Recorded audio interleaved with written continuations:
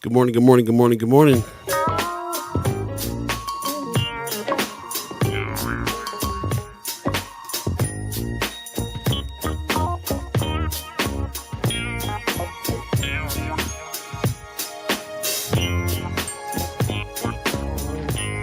First Sky Omaha Radio, First Sky Omaha in the morning.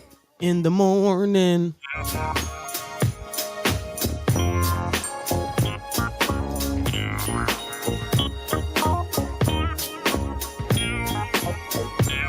Time to get up and move your body. Get up. Hey.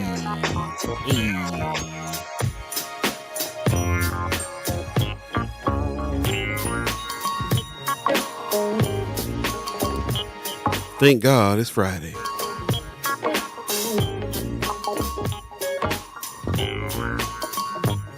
What's happening, y'all? Good morning, good morning, good morning.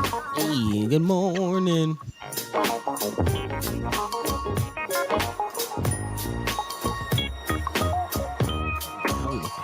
How we looking? Hey. How we sounding? Check. Mic check 1 2. Is this thing on?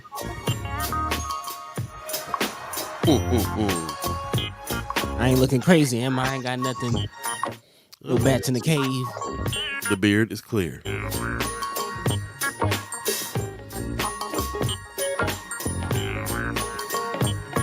right. I think we're ready.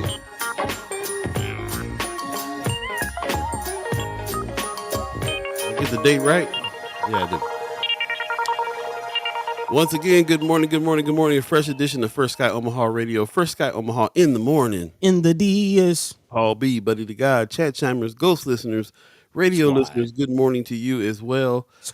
Thanks for tuning in over there on the radio channel. You can always go to firstsky.omaha.com and hit the listen button and check out a celebration of black music and of course us when we're on live here today on Facebook, YouTube, and the radio channel. So good morning to everybody who's joining us this early on this Friday. And how y'all feeling? I'm feeling tired. Man, he tired, boss. He tired. Goodness. I don't know what happened last night. Just tossed and turned and getting no sleep. Yeah, I'm kind of in the same boat. Really? Yeah, I did toss and turn, but I'm feeling rested nonetheless. Yeah, I'm not sure. Maybe I'm energized because it's Friday. You know, get the weekend started off right. Could be. Yeah. Well, how do y'all feel? Let us know. Yeah. Already in the chat, chiming up. Pop says, good morning, First Sky fam. As always, I send you mad love from Las Vegas. Appreciate it, Pops.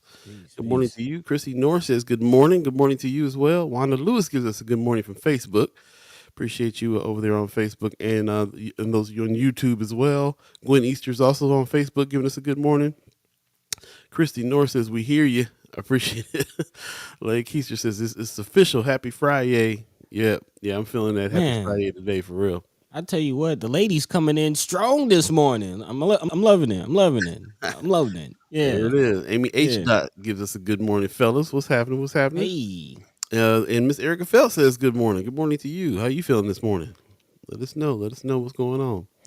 I don't know if it's just a thing. It's particular to just whatever happened with me yesterday.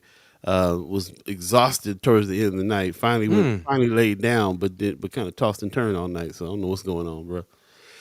So so it's gonna be one of them days, one of them mornings for me. But we're here. We got lots to talk about. There's a lot that's happened in the last couple of days. Yeah, definitely. Especially, of course, continuing our coverage of the legislature. Some things move forward, so we'll definitely be talking about that. We'll be meeting up with the senators today, so looking forward to talking to those brothers. As always, very dynamic, powerful duo. Yeah, man. If you don't know, talking about the senators, Terrell, McKinney, and Justin Wayne. Put some respect on the name. Gotta say the whole thing. I wish I had a button that had some applause on there so I can. Man. We'll have to get that next season.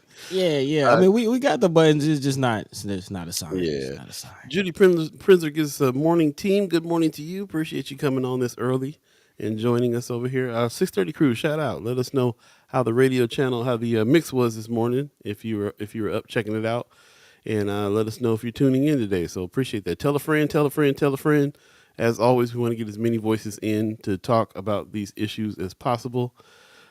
What I've been finding very interesting is it's almost like we've been discussing things for a week or two or something like that, and then something happens in the news that's a continuation of our conversation, which is real crazy, man. So, and then of course, we with us expanding out a little bit and kind of seeing what's going on in other states and around the country, really Man, finding these parallels. you been getting those messages I've been sending to you, man. The Instagram messages, like, hey, it's down here in Georgia too, man. Yeah. It's everywhere. As far as just some of the things that we see in our legislatures, or some of the things that we see, some of the bills we see coming down, and what we talking about, what's going on in Florida. That was, my home away from home for quite some time. And I don't know, man. It just always seems to follow me a little bit. I don't know, man, but Well, Florida is definitely tripping. And you I'm gonna can't. have to call my people. I'm gonna call my people. Like, what y'all doing, Yeah, you can't even go back over there now. You got to man? Yeah. At least it's not advised, right. Right. We gotta have a new green book. In the those who don't man. know, NAACP is saying that it's not safe for people of color to be driving in Florida right now because of what's going on. Not just people of color, black people. Black people is should not be driving into Florida right now. It's a big travel ban. I think there's also a little bit more to it too, though, because I did hear a couple activists that I follow that were talking about banning going to Florida for vacation as well. Well, it's spring break. It's spring break time, so that's kind of the main reason why a lot of people are traveling. But yeah, we'll definitely be getting into that a little later on, because there's some parallels between what's going on in Florida and Nebraska. So yeah, we'll definitely, man. Yeah, hey, Yeah, Helen told y'all, and we've been trying to tell you about these Republican scripts. So scripts. look out, look out. We'll definitely be diving into that. So yeah, Yep. if you had some spring break plans, yeah, change Well, those. I do, but it ain't going to Florida. I can tell you that. That part. Amy H. No dot says good morning, all. Good morning to you. Appreciate you coming in. Miss Erica Phelps says it's a wonderful morning. All the windows are open. Sun. I'm healing more every day. That's what's up. Okay. Okay. Glad to hear that. Glad to hear that. Beautiful. Beautiful. It is supposed to cool down. Rain's supposed to hit us today. It got up to Mm. 90 degrees yesterday, bro. And now it's gonna go back down because the rain's coming in, cooling it off. So here we go. The up Here we and go. To down. up and down. Yeah. Amy H. Dot says had a great meeting with a bot Abby. with Abby with documenters this week. That's what's up. Squad in the house doing orientation Tuesday. That's what's up. Okay. So are you becoming a documenter? I hope Nice. so. I hope so. That'll be great. Miss Eric Phelps says I've never been to Florida and had no desire. Stuart Knight I in the mean, morning. Brother Stuart Knight, good morning. He says, I'm sorry, B1 has stirred up the hornet's nest of white supremacy since 2007. Well, hmm. yeah. We got a lot of this going on, man, in a big way. I've been listening to some people talk about how these times are worse than ever when it comes to those race relations and things like that. Like we've um, stepped back so far, it's crazy now. man, I'm glad you mentioned that, and I'm not sure what you're referring to a B1, Mr. Stewart. If you want to, expound on that, but I'm glad you mentioned that, because that is another thing we don't really have it in our headlines. I mean, if y'all want to talk about it, we can get into it throughout the show. I'll try to pull the story. But as far as these Pentagon leaks, I don't know if you heard about Yeah. these documents that leaked. I caught wind of the news this morning, and it's not necessarily the leak, but who it was. Again, apparently it was they made their arrest. It was a 21-year-old U.S. Air National Guardsman, and again, the National Guard are the people who handle a lot of the riots when they break out. Going back to the Freedom Summer situation, when a lot of the civil unrest took place, the National Guard were the ones who called. And you think back to the Kenosha, Wisconsin situation and how that was handled. It's kind of alarming to hear extremists, 21-year-olds who are leaking, classified documents, who are a part of the National Guard, who are in, he was leaking these documents on a some kind of Discord chat, and Mhm. it's being reported that his political ideology, and Kimmer is telling us about this political spectrum. He's more on the more extreme far right leaning side. So ahead of this 2024 election, 300 classified documents getting into the wrong hands, can mean some things. So yeah, I'm glad that's mentioned, and I'm kind of looking, my eyebrows are shrugging a little bit. I'm kind of like, Yeah, I hear that. Um, Most definitely in the chat also. Miss Erica Phelps says same with Texas. Tony Johnson from mm. 12 says Florida has similar. Yeah, we just talked about Florida. Florida has similar problems in Nebraska. Democrats struggling to have an agenda and identity for sure, for sure. Stuart Knight says black first. Oh, okay, B1, okay. Oh, B1 got it. Me, Jason Black, Tariq Nasheed, Professor Black Truth, and many others. Got it. Yeah, Wait, man. so you're like you know those dudes? Like you're contemporary with those?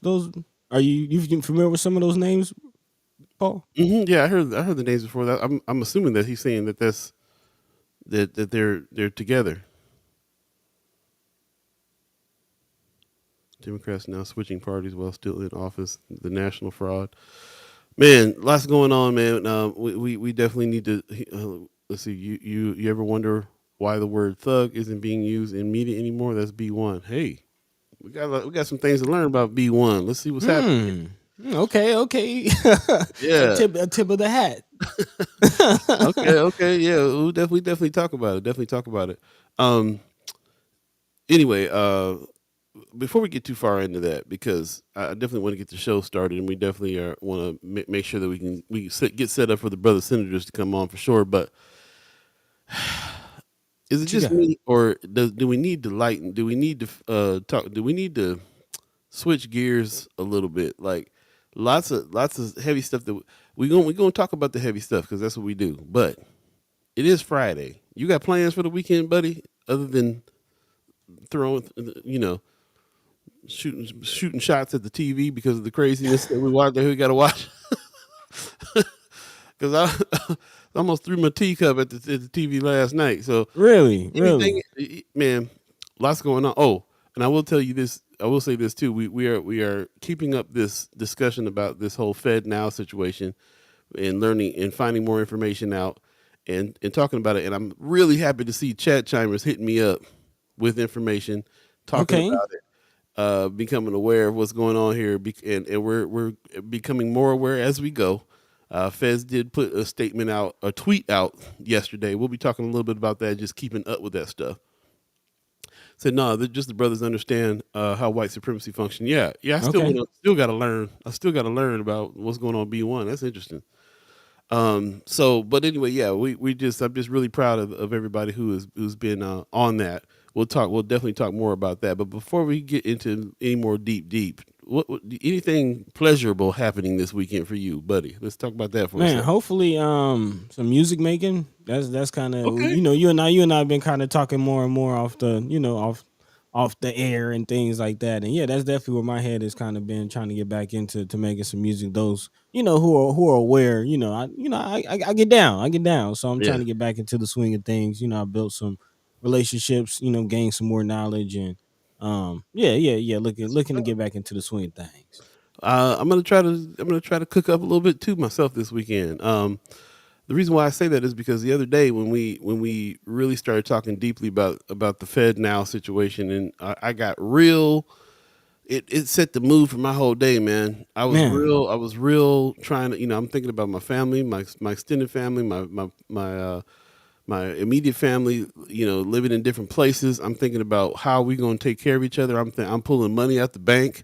I'm like, what I'm saying, like I'm like some of my family talking about moving to other countries, already making some shifts with their money.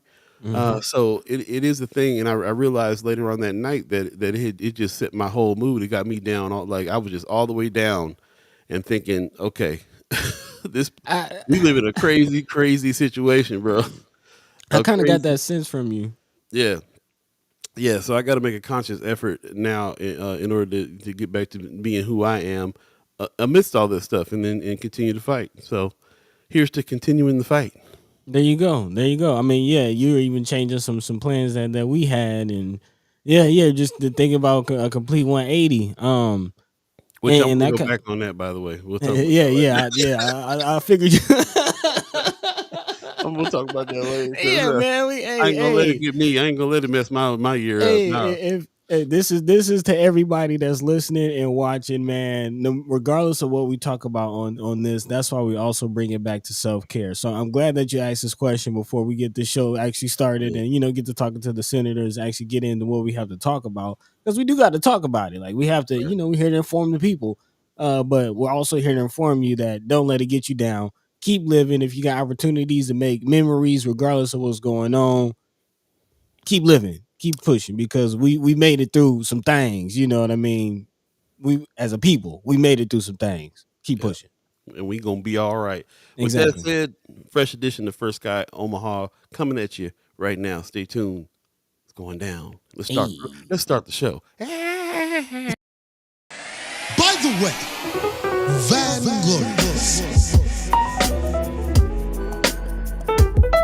This is protected.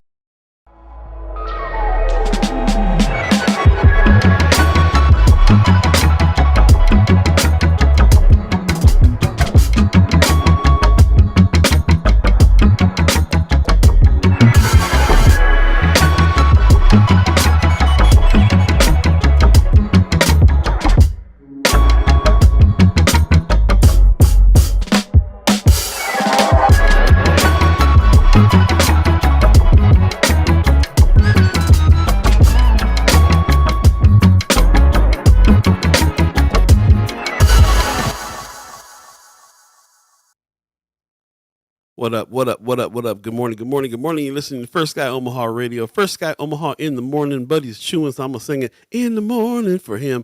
And then and it's all of you. It's all of you. Chad Chimers, Ghost listeners. Paul B. the Dove. Buddy the God. Buddy's eating. I'm fat fingering the the intro. The buttons is too close together. It's all there is to it. But we gonna be all right. We're gonna make Oh it yeah. happen today. Lots to talk about today, and we're gonna jump into some of what we're going to be discussing before the senators get here, and hopefully with the senators. Get your questions ready. I know a lot of people have been hitting me up about some of the decisions that's been made in the legislature the past couple of days. A lot of parallels to what's going on in the rest of the country, so we'll definitely be talking about that. So in the meantime, between time, buddy, what is on the agenda today? Man, well, we kind of glossed over a little bit of it, or a lot of it. Of course, we'd be talking about what's going on in Florida, not just the travel ban that has been set down by the NAACP. Paul kind of making a reference to the Green Book. You joking, but laughing, but very serious. Laughing, but very serious. We'll definitely talk about what's going on down in Florida, not just with that traveling ban, but also abortion, with Governor DeSantis making some swift moves overnight. And Man, as I mentioned, there's some parallels that could be drawn between what's going on in Florida and Nebraska. Of course, Governor Pillen has he's already showed his hand, man, with this move, with his latest appointment to the Senate, saying that he made that move so they can secure a Republican majority in the Senate to push agenda similar to other Republican led states. You got to ask, what states is he talking about? Like, who is he talking about? mm, Florida could be one. So we'll definitely look at it again, what's going on in Florida, or maybe Tennessee. We'll be talking to the senators coming up a little later on. So that's also on the agenda. And also looking at what's going on with our abortion bills here in Nebraska, talking about parallels between Florida and Nebraska. So we'll definitely be diving into that. Of course, Fed now, which is actually where I want to start today's show. Because Paul, you just alluded to your family members there having some tips, and maybe there's some information and some tips that we can give to the people as far as what to do in these times. Because again, we are in heavy times of inflation, mhm. housing markets. I mean, just really markets in general are crazy. I mean, egg prices were just up through the roof. Um, Man, so again, how are we going to make it through? Not just the summer. Should this be a summer of partying and traveling, or should this be a summer of kind of being a little more frugal and taking a page out of Mayor Sanchez's book and you know what I'm saying, and saving them coins. Man. So yeah, let's definitely dive into it. We do have an update on the federal now situation. So again, I would like to start there as we continue to follow the money. That was last season's theme, and we're going to build on that as more clarification and more information comes out on this Fed Now situation. Again, it is real and it is coming very soon. The Federal Reserve announcing its digital currency app, Fed Now, expected to come in July. And the claim is that this whole system, this digital currency, which is much alike to Bitcoin, Dogecoin, whatever cryptocurrency you might be familiar with, again, the federal government is coming out with its own version. But the claim is that it will eliminate physical cash, which, according to the Associated Press, is false. The Federal Reserve's FedNow is a service that allows banks and credit unions to transfer funds more quickly. It's not a form of currency, nor is it a move towards eliminating cash. The Board of Governors of the Federal Reserve System has stated. The facts are FedNow is a service that has been in the works actually since 2019 and again will launch in July of this year. In recent days, of course, social media users have, according to this article, misrepresented the service, claiming it's a step towards quote unquote getting rid of physical money and having digital currency. In response, of course, to the information and confusion that could come from it, the Federal Reserve on Friday put out a tweet as a part of its FAQ, or frequently asked questions, section relating to the service, reiterating that Fed Now is not a form of currency, nor is it moving towards eliminating cash. Again, it is simply a digital service. It is a platform, an app, a service. It is not a new form of currency, according to this tweet. Instead, it is again a payment service that will be available to banks and credit unions, enabling again them to speed up processing of checks and electric payments. So, there's your idea. I could imagine this would definitely help for this could help for like taxes, getting your taxes back.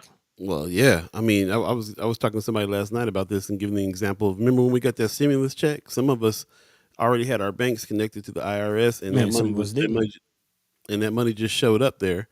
And it was one of them situations like, check your bank account, you might have a stimulus check inside. And I was like, well, that's good if there's some money in there, but how you just gonna check your account to see if there's some money in there? Like, they just can go in and drop some money in, because if they can drop it in, they can pull it out. And now I think that that's the threat. One thing I am happy about hearing though is we did hear that it was going to be replacing currency. So I'm glad that we're getting some clarification on some of that. There's still the controls that are going to be put in place here that are concerning, but the replacement of physical currency is not what this is. Which, so in the beginning stages of this, we have to separate what's rumor, what's actually happening. That's the exercise in deciphering everything that's going on here in order to be able to make whatever moves we're gonna make about it. And so this article, this is what I mean by us trying to keep up with this whole situation. So yeah, just getting more clarification there is good. Don't know quite what it means yet in the grand scheme, because just getting the information now. But I am loving that things are getting cleared up. That you saw what they had to do. They had to make a tweet. They had to make a statement. It wasn't just us. A whole lot of people were saying that this was supposed to be replacing physical currency, and enough for them to decide they better go ahead and make a tweet about that. So I think that's real interesting. Von Chapman in the chat says it's a move to prevent a run on banks when there is a crisis in banking, which has already begun. Yeah. A couple of banks have already collapsed, and they're talking about more banks collapsing due to a bunch of different reasons. I just heard on the news this morning, Biden just appointed a new person to run the World Bank. There's been some change in leadership with the World Bank. So, yeah. And Biden made that appointment. Yes. But that doesn't mean much to me right now. Because when it comes to some of these economic moves, Biden's making moves that look like whoever, it don't matter who's in office, it's not really benefiting us all the way. Some of the moves that he's making and appointments that he's making, I don't necessarily just be like, "Oh, I'm glad it's Biden." You know what I'm saying? Because Well, I just say that because again, what's happening with the BRICS nation, and it's a bunch of nations pulling out the American dollar, and then the American president just, I don't know the circumstances, but just right. appoints a new world.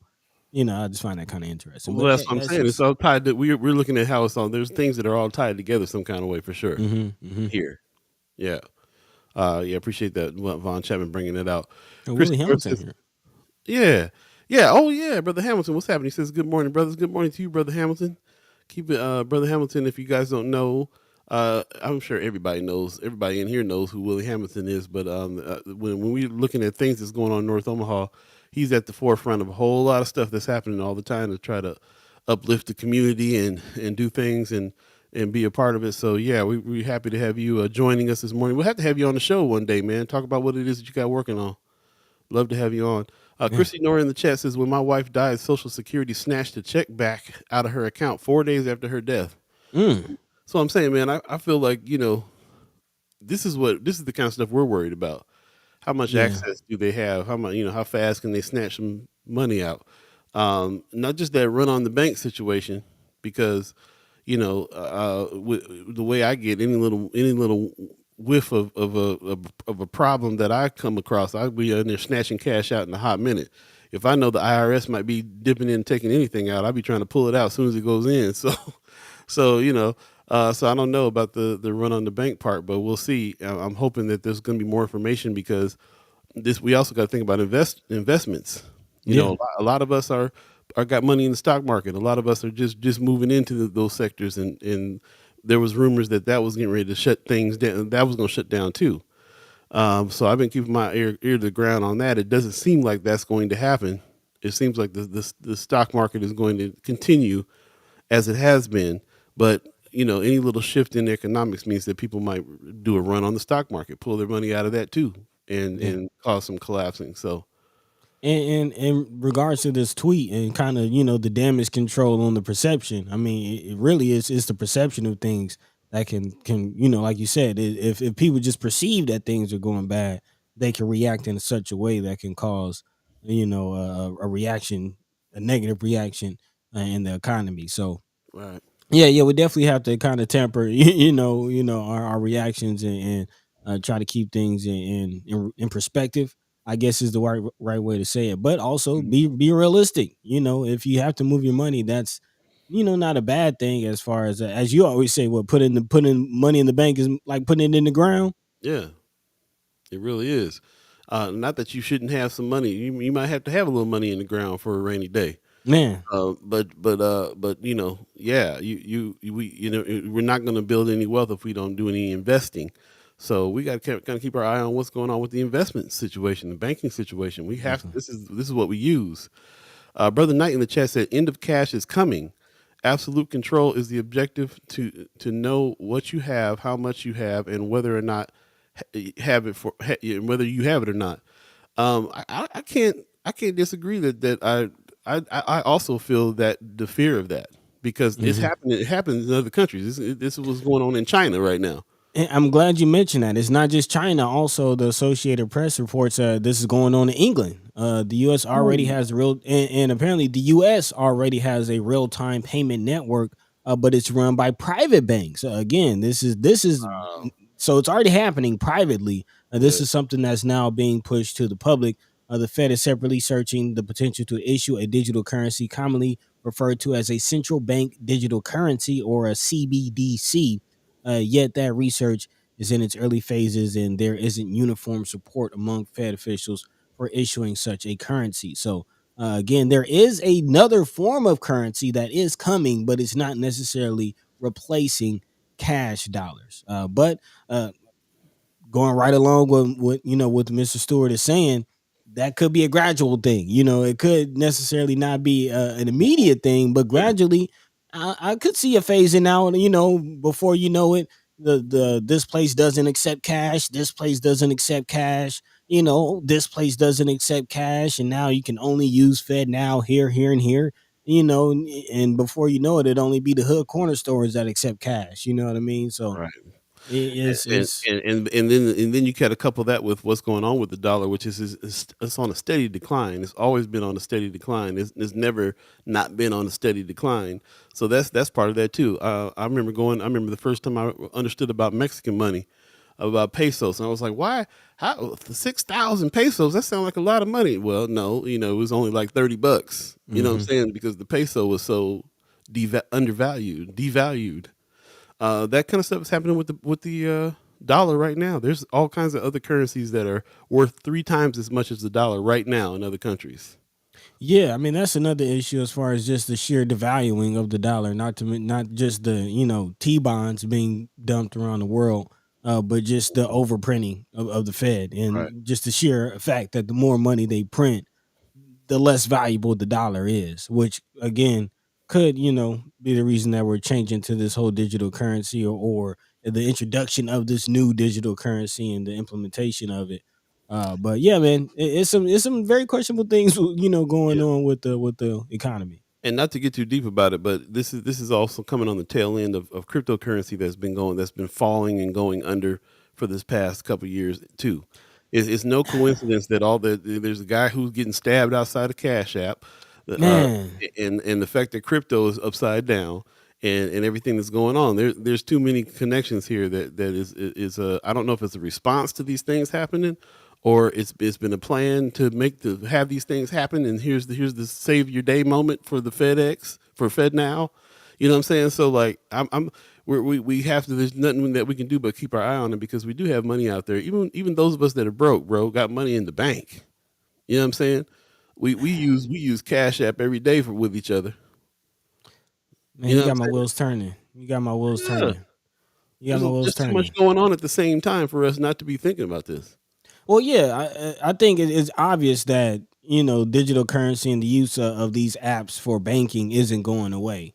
But again, going back to what Mr. Stewart is saying as far as central control, the whole thing about Bitcoin and the whole thing about that platform is the fact that it is decentralized. The fact that there is no central point of control. It's just a blockchain, and it's the blockchain that dictates all of this. But to your point, Paul, it is interesting that I don't know if you caught wind, but there have been several high profile indictments and arrests of Bitcoin traders and miners. And we're talking about hundreds of thousands, millions of dollars, Hundreds of Bitcoin millions. mining farms Hmm. and companies that are backed by celebrities and influencers. And, they're investing all this money in all these high profile Bitcoin cases coming up.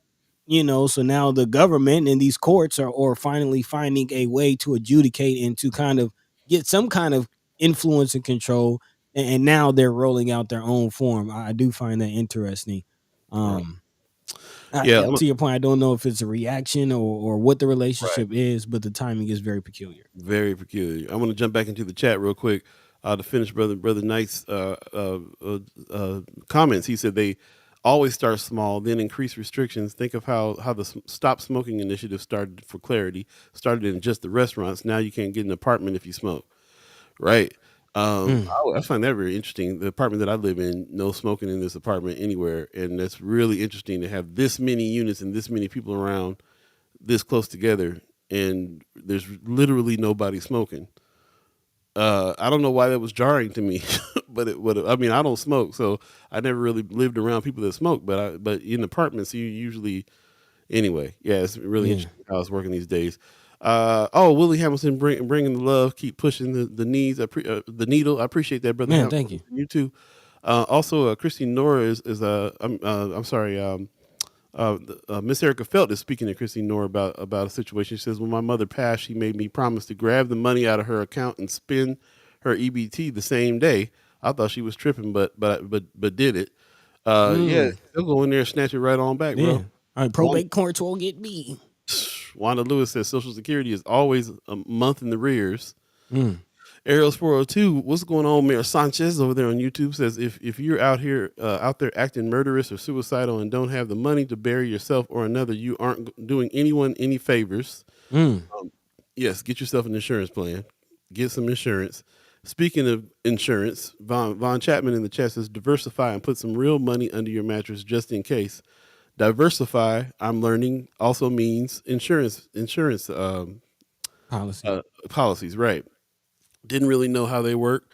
Know a couple people who are dealing in insurance, and a lot of people are putting money in insurance instead of banks. Yeah, yeah. That's all right. So yeah, so here we. I mean, following the money here. Tony Johnson 12 says hard to invest when we don't invest in our own. Everybody else investing in North Omaha, but us. Earlier, he was talking about the Luminarium and the library and these places that are some of these rich families and politicians are putting money in. They're also putting money in the backing politicians that are doing things that are hurting us. And but the point that I'm pulling from his comments before was, yeah, we need to have more black stuff. We need to have more more stuff in our neighborhoods that we can spend money with. That would be great. Tony Johnson 12 says, look at what Black Men United in Chicago is doing. Millions of dollars of black-led owned revitalization projects. Nice. That's what's up. I didn't know much about what's going on in Chicago there on that tip. I'd love to check that out. Pop says the government has been aligning all along to eliminate cash because cash can't be tracked and controlled effectively by them. There you go. Yeah. That's right.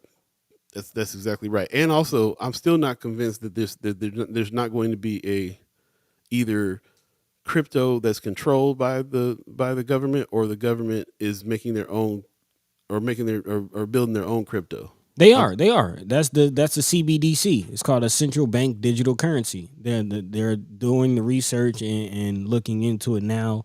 But the research is in its early phases. A central bank digital currency will potentially allow Americans to make electronic transactions without relying on a third party, such as a bank. So they might even, again, going back to earlier comments, this could even, if banks do collapse, they're trying to phase out the banks completely with this. And we just deal with the federal central bank. But Fed Chair Jerome Powell has said that the Fed would seek congressional authorization before taking such a leap because the Federal Reserve is it's a separate entity. It's not a part of the federal government. The Federal Reserve is a bank that has a contract with the federal government, and therefore they would need congressional authorization to become basically the federal bank. Mm-hmm. Just watched an episode of Earn Your Leisure yesterday. I highly suggest you guys check out the podcast and YouTube channel Earn Your Leisure. Learning a lot about finances and things there.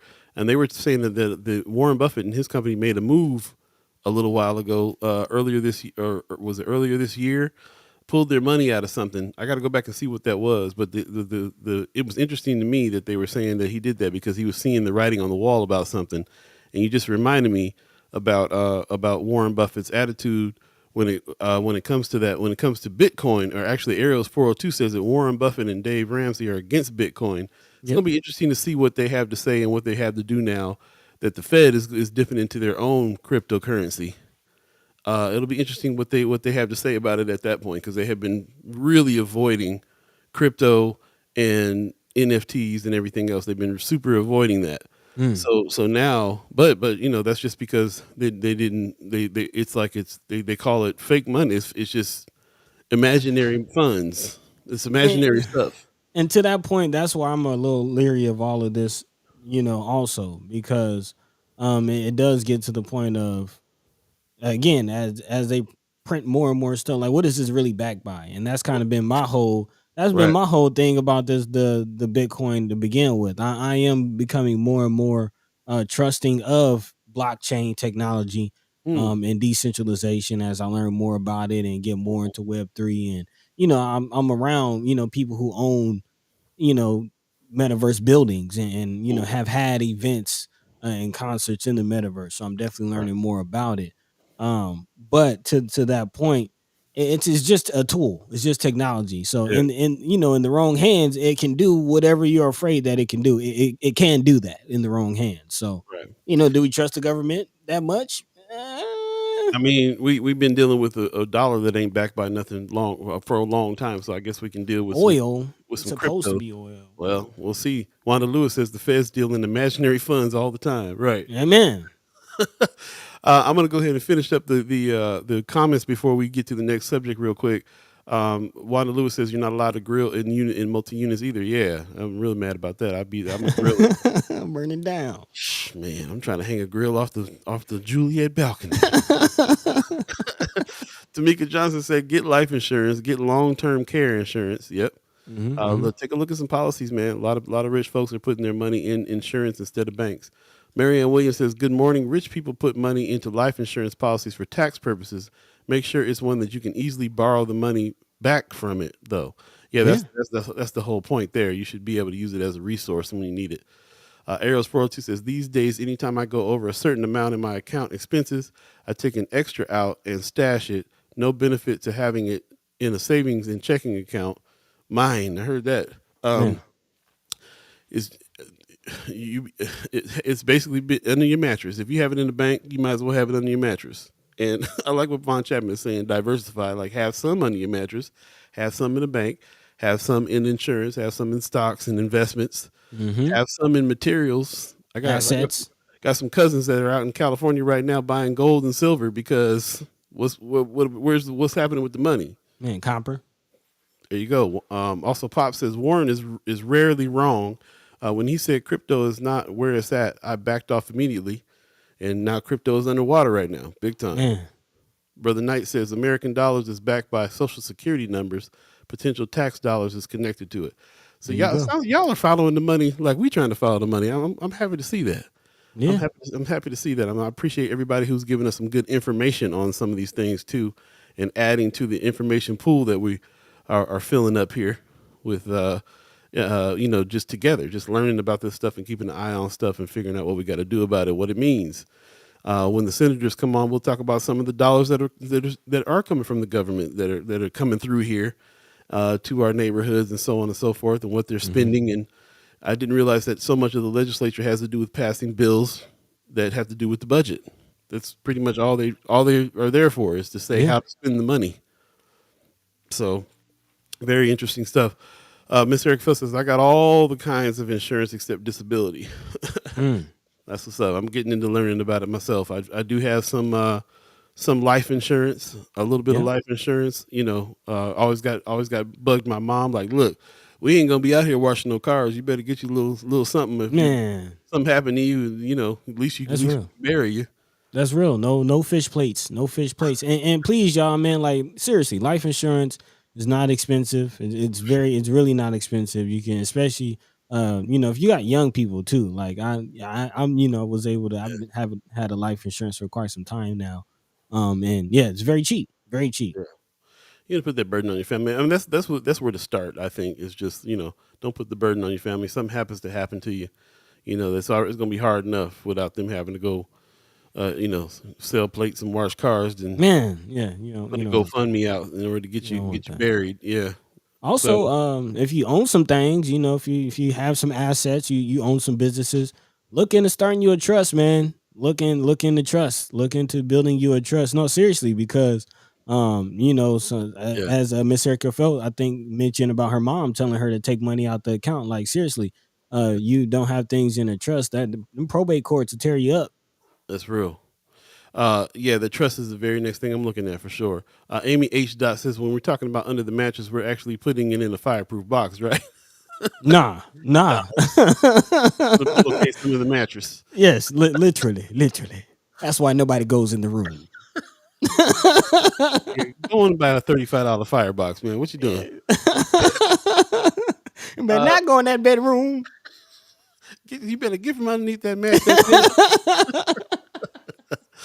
Ladies and gentlemen, it's 7:44 right now. If you believe in the concept of time, that is, you listen to a fresh edition of First Sky Omaha Radio. First Sky Omaha in the morning. In the morning. And you know what day it is. This day is the day that the brothers senators come on the stage here, so we can talk a little bit with them.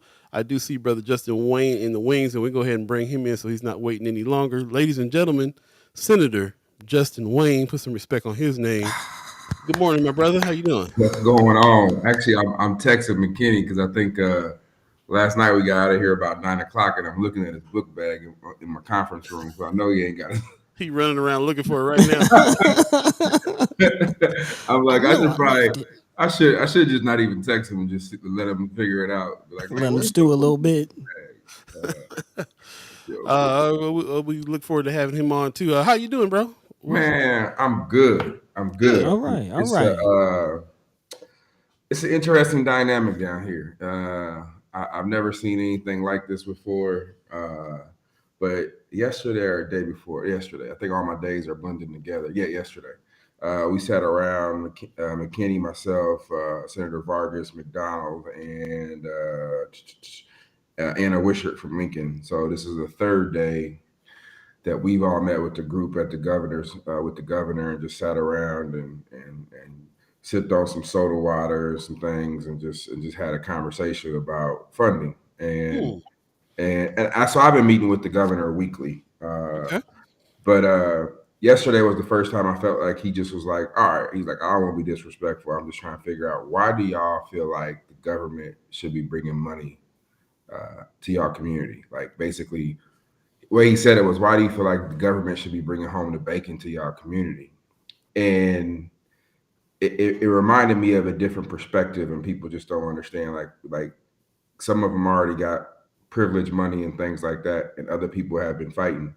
And so I started down the path of the historical context of government and what it did to Omaha and North Omaha. But I was like, that ain't, that's information, but that ain't gonna change the narrative. But what he's trying to figure out is, from our community, and he references all the time in Columbus, if we gotta build a new event center, we go out and fundraise and we put the money together with the business community, and we do that. And so I was bringing up the business park in North Omaha by the airport, and that's been on the books for now 50 years, and it's never got funded. That we continue to build out in Sarpy County, and we talked about the inputs that are a little higher when you start building in North Omaha, and government has always stepped in and helped lower those risks. And so I brought up the bill that I passed for rural Nebraska called a inland port, and how Fremont and Grand Island get $30 million to help reduce those costs and those barriers for companies to go out and build on a main line.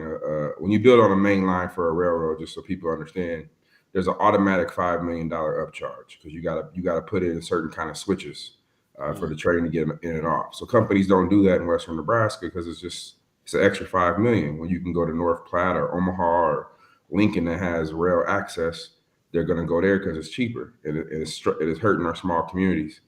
And so we started talking about how rural Nebraska is just like North or South Omaha from a poverty perspective, and the obstacles and the barriers to investment.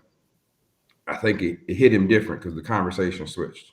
And the conversation was more about money isn't the issue. The issue is, do we have the political will? Are we comfortable with doing it? Right. And it was a real eye-opening conversation because, you just sit down, you think, man, look, y'all neglected us for 60 years. It's time for us to get something. Right. But you have to talk in the language that they understand, which they are pull themselves up by their bootstraps community, but at the same time, that implies that you have bootstraps to pull up with in the first place. Boots on in the first place, right? We trying to get So some boots. it was supposed to be a half-hour conversation, and it turned into a 2-hour conversation. And the only reason we left is because we had to come back over and vote on a bill. But those kind of conversations that in this day and age with social media and everybody attacking everything, that's why you can't get stuff done. I was about to cuss. That's why you can't get stuff done.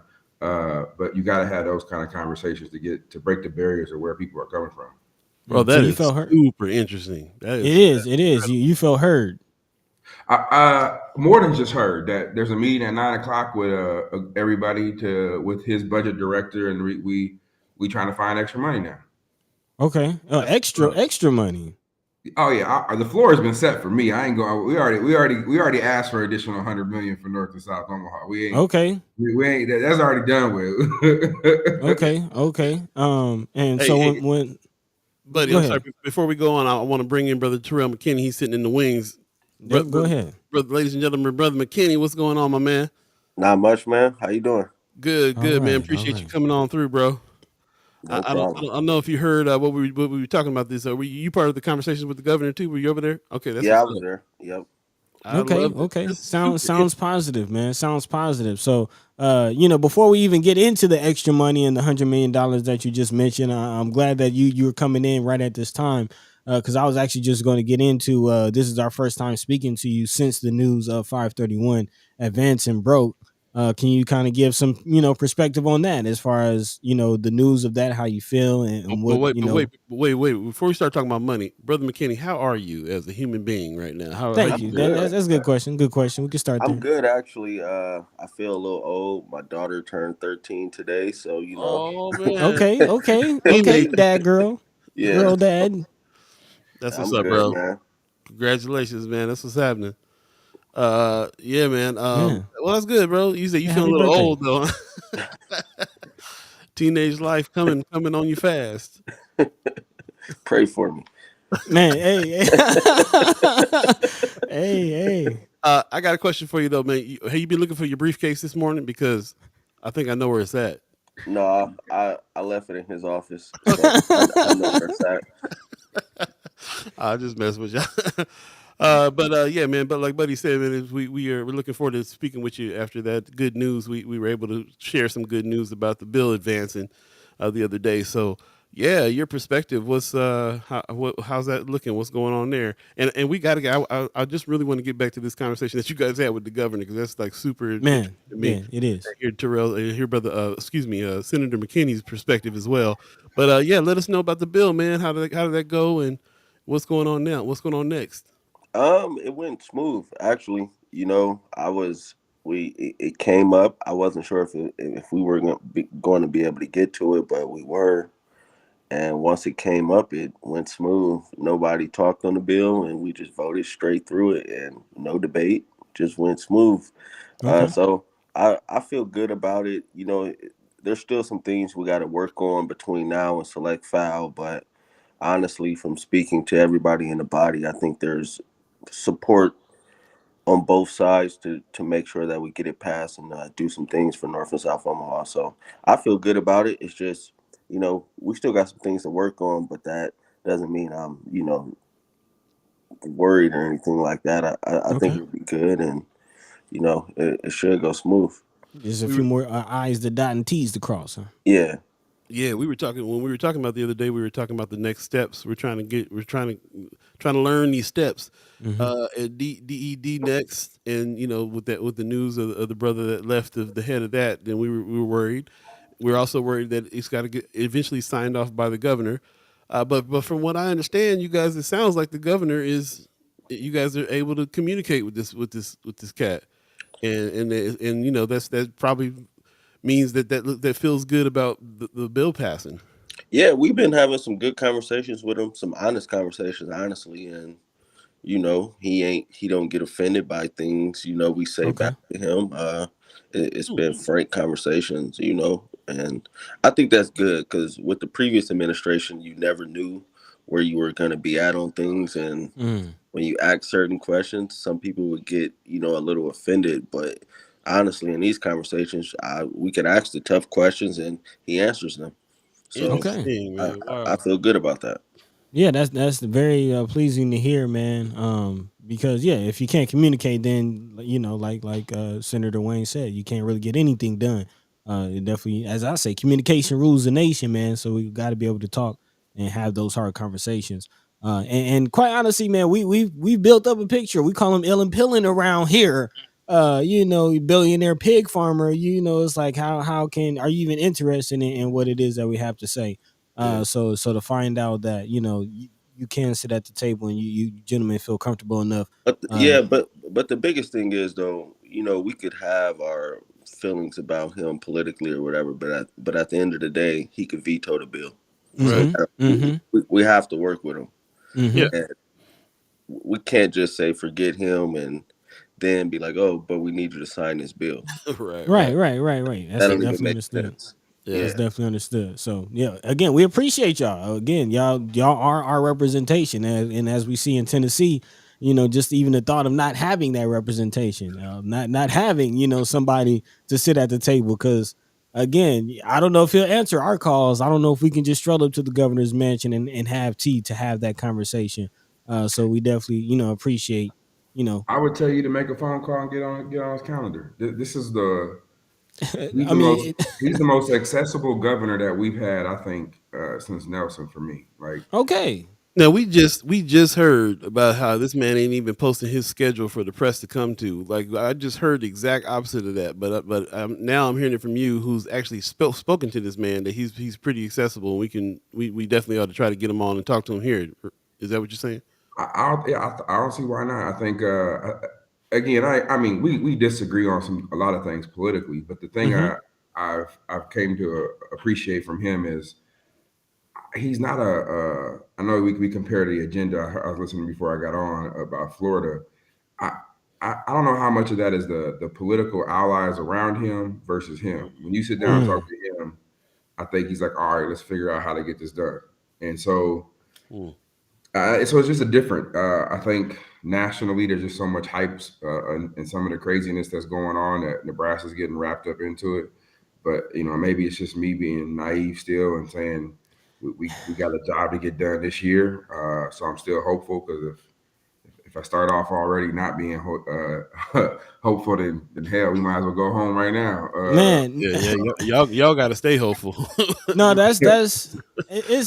Yeah. I gotta say, man, because this is a real thing. As far as we're talking about, people who have been disenfranchised historically, trying to survive, trying to thrive, trying to live alongside of people who disenfranchised them. Let's just be honest. And despite historical wrongs, we're trying to move forward and just live and get things done. And that's exactly what you're saying. As far as coming to the table, the ability to come to the table. Well, And and that was the interesting part yesterday. And I think Senator McKinney, I think you would agree that. So I just don't think he knows or knew that much about the dynamics of North Omaha.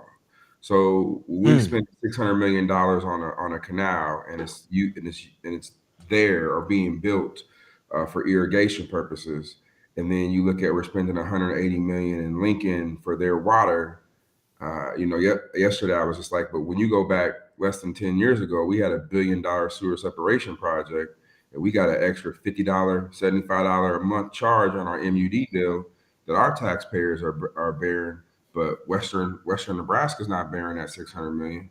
We cutting them a check.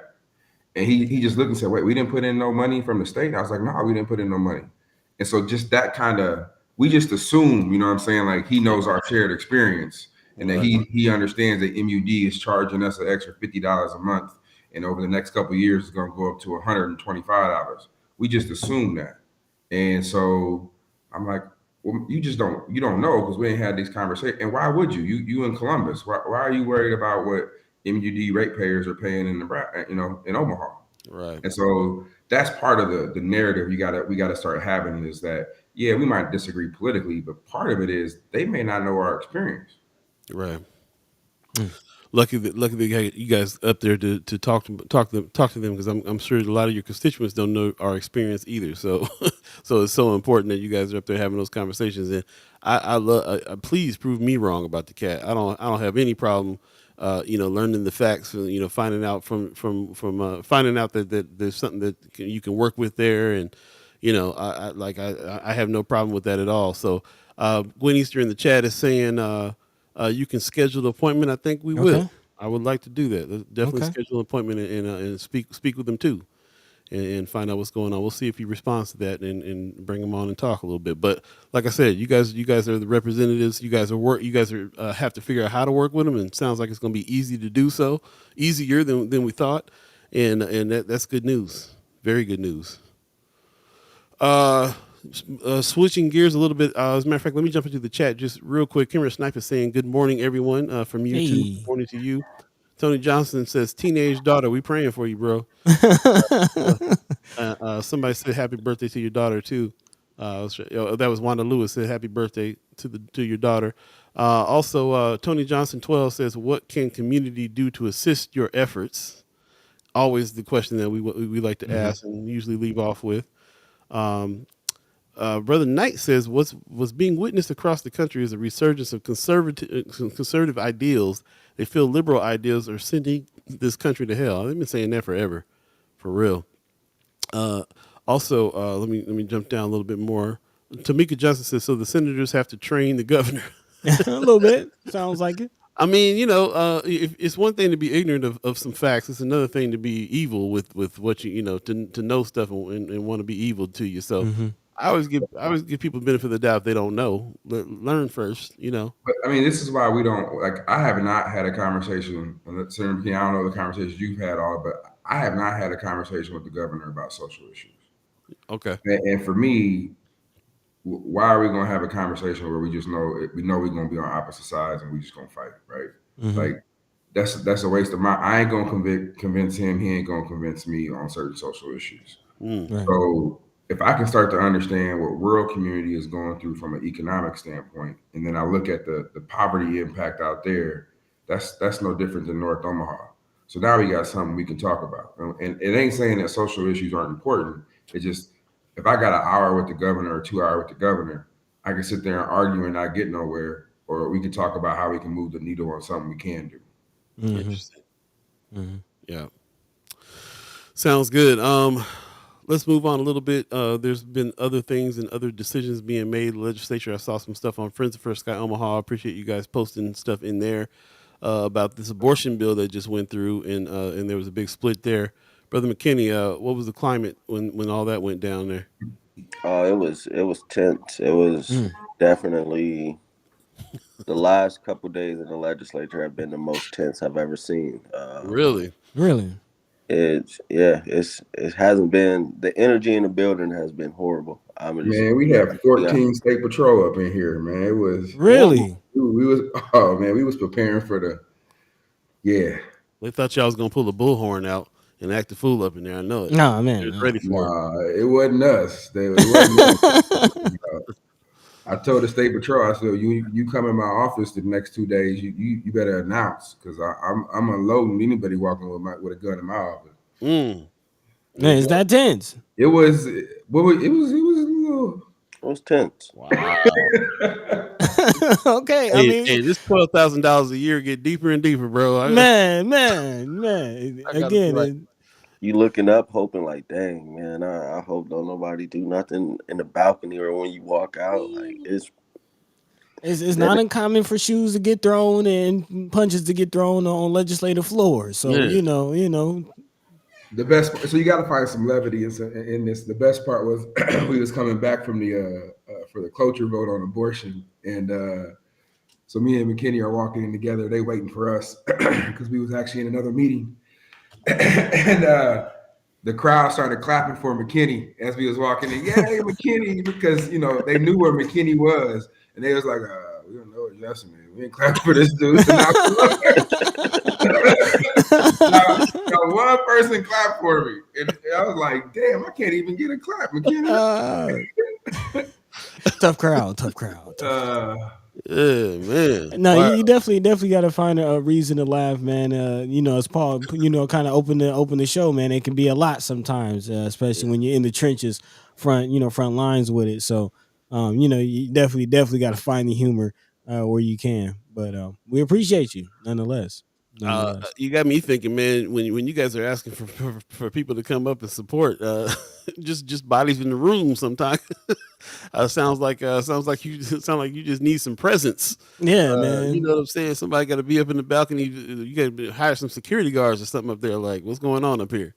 I just keep thinking of the scene of Malcolm X where get your hand out of my pocket. Oh man. I'm like, right when somebody says that, I know it's gonna be bad. It's gonna be bad. You know I'm gonna have to go up there now and yell it out real quick. Nah, I ain't gonna do that. No. Oh man. So tense. Of course, we've been seeing a lot of footage everywhere about Megan Hunt speaking up. Senator Kavanaugh. They're the kind of the ones that seems like they're all over social media, all over the media period on these subjects. And there was two big things that was happening there. I was going to see if anybody in the chat was paying attention to that and had comments on that too, because it was the abortion bill, which was almost a total ban. And am I right? Is it? I was almost like looking at that board, like counting the greens and the reds, and it was like, is this the exact split of like the Republican Party and the Democratic Party that we're seeing here? Is it almost like the exact split? Because yeah, it's such a thing to know that we have this thing called the unicameral that's so different than everywhere else. But we also really see a clear Party split. party split on stuff like this, especially on stuff like this. So I can and so the tense that you're saying that was happening in there uh, it was probably coming from the Democratic side. The tense, well, it's probably tense all around. But I mean, like, what was that part like? What was the climate? Did you guys get pulled aside and have to have some conversations with like what was the scene? Paint the scene for me there a little bit on that.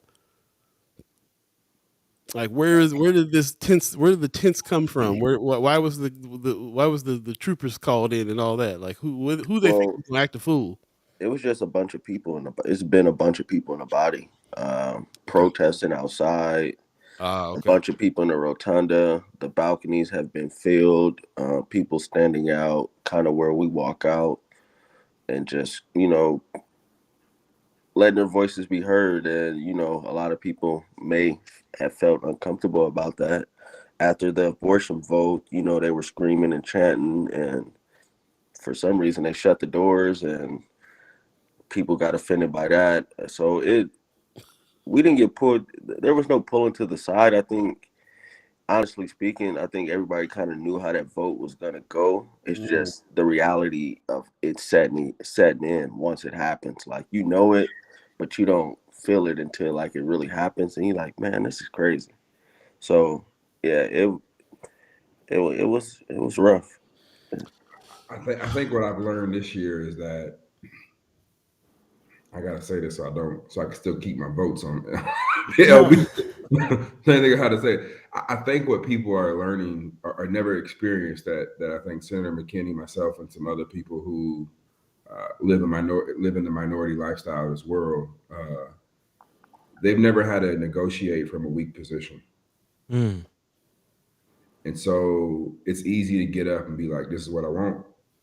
But if mm, you spent your whole life like I have trying to figure out what can I do for my community, but I can't piss off everybody in the process. How do I make steps to get there? How do I don't think everybody has that same mindset coming in saying you can't just run in and run the ball down the field and be like I won. Like you got to think about, okay, if I do this, then where do I go from here? What's the next three? What's the next? And it kind of played out yesterday during the trans bill 574, where both sides kind of did something and both sides didn't think through what's next. And so for the first time ever that I've seen, the speaker was like, we're going to do a recess for 45 minutes. We're going to do a recess and we're going to let y'all figure something out. wow. And so I don't get that luxury, and Senator McKinney won't get that luxury. If you don't have every scenario and know every vote, then you lose the bill. You just lose on the floor. Wow. So when 531 came up, it was like nobody speaks in the queue. We can't upset people. I'll give you this scenario. I walk in at court the morning. Terrell already laughing.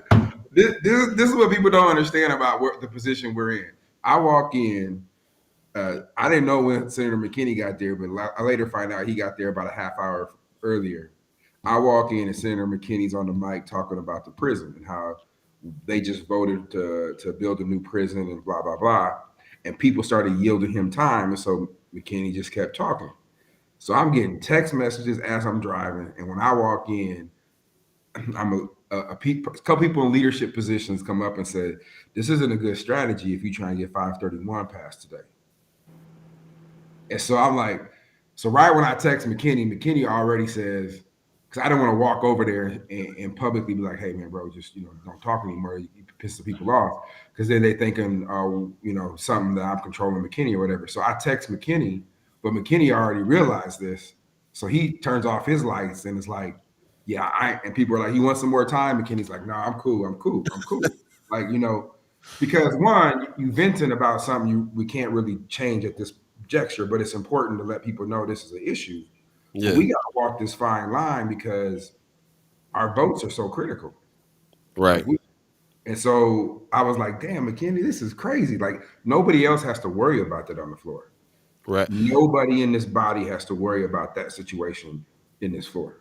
I mean, it's a reflection of everything that I see everywhere else. I mean, it's a obvious people working from a place of privilege compared to us who have to work from a place of we're not gonna get our way, so we got to maneuver and figure out some kind of way to work with people and find some compromise. All the extra that has to happen in order to get something done anywhere, to get a job somewhere, to deal with your workmates. I mean, it feels like the same. That's why I have a little hard time. Sometimes I turn on that legislature and some of the folks talking. I'm not gonna name no names, but it's dripping in privilege, and I can't even hardly listen to it too long because of that. And I want people to understand, in no way was the people in leadership saying we're going to punish McKinney for doing it. Yeah. He was just saying, you're going to have some people peel off. You're going to have Right. people sit out the vote. Like y'all got to be careful. Like we asking for additional money right now. The budget ain't been passed. And so it was like, hey man, I'm trying to help. It wasn't from a negative perspective. It was just Right. like, Mhm. man, That might want to calm down. McKinney on one right now. Yeah. McKinney, tell him to get this passed and come back on him with that. Yeah, the crazy because I had went late because I went to a parole board hearing and I was sitting in there from like 8:30 to about 11 something. Nah, that's probably what had And you fired up. Waiting for it the parole, was. waiting, waiting for the parole board to even show up. I leave NSP and I go straight to the legislature and I just punch in because I'm already offended about the prison from last week. So I'm like, man, I just got to say something. But I only was gonna talk for like two times and I was gonna be done. But in the process of me talking, everybody was like, "Oh, do you want some more time?" And I'm like, "No, but forget it." Wow. Yeah. It makes me wonder about how Ernie Chambers did things back in the day, man. Because it seemed like he didn't do. I mean, I guess in order for him to be there and be there that long, he had to be biting his tongue on some things. But as much as he made everybody mad all the time, like it's a wonder anything got done. Well, Like the crazy thing about the legislature is literally every debate somebody says something that offends us. yeah, Honestly, so you gotta. The nature of the game is picking and choosing your battles because you could literally, no matter the debate, somebody's gonna say something. You're gonna look across the aisle like, what did you just say? right. They got a meme going around me right now. When Halloran was talking, I'm looking crazy. I don't even know what I was thinking about, but it was, yeah. Interesting stuff, man. Yeah.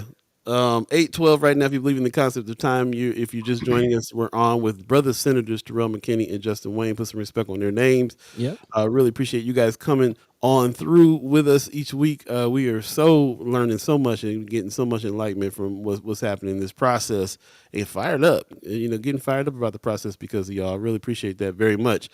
Jumping in the chat real quick, they were talking about ill. I'm gonna even stop calling them ill and Pillin for a minute. Let's give them the benefit of the doubt for a second. Marianne Williams says, "I find your convos with Pillin surprising, but hopeful. Good on you for reaching out to him." Also, Sarah Phelps says, "Hoping the governor is human enough to veto some of the egregious anti-LGBTQ issues that will certainly come across his desk." Interesting comment. Marianne Williams says, "Question for Wayne: will you have enough time to get to the PTSD bill?" That's a good question. Yeah.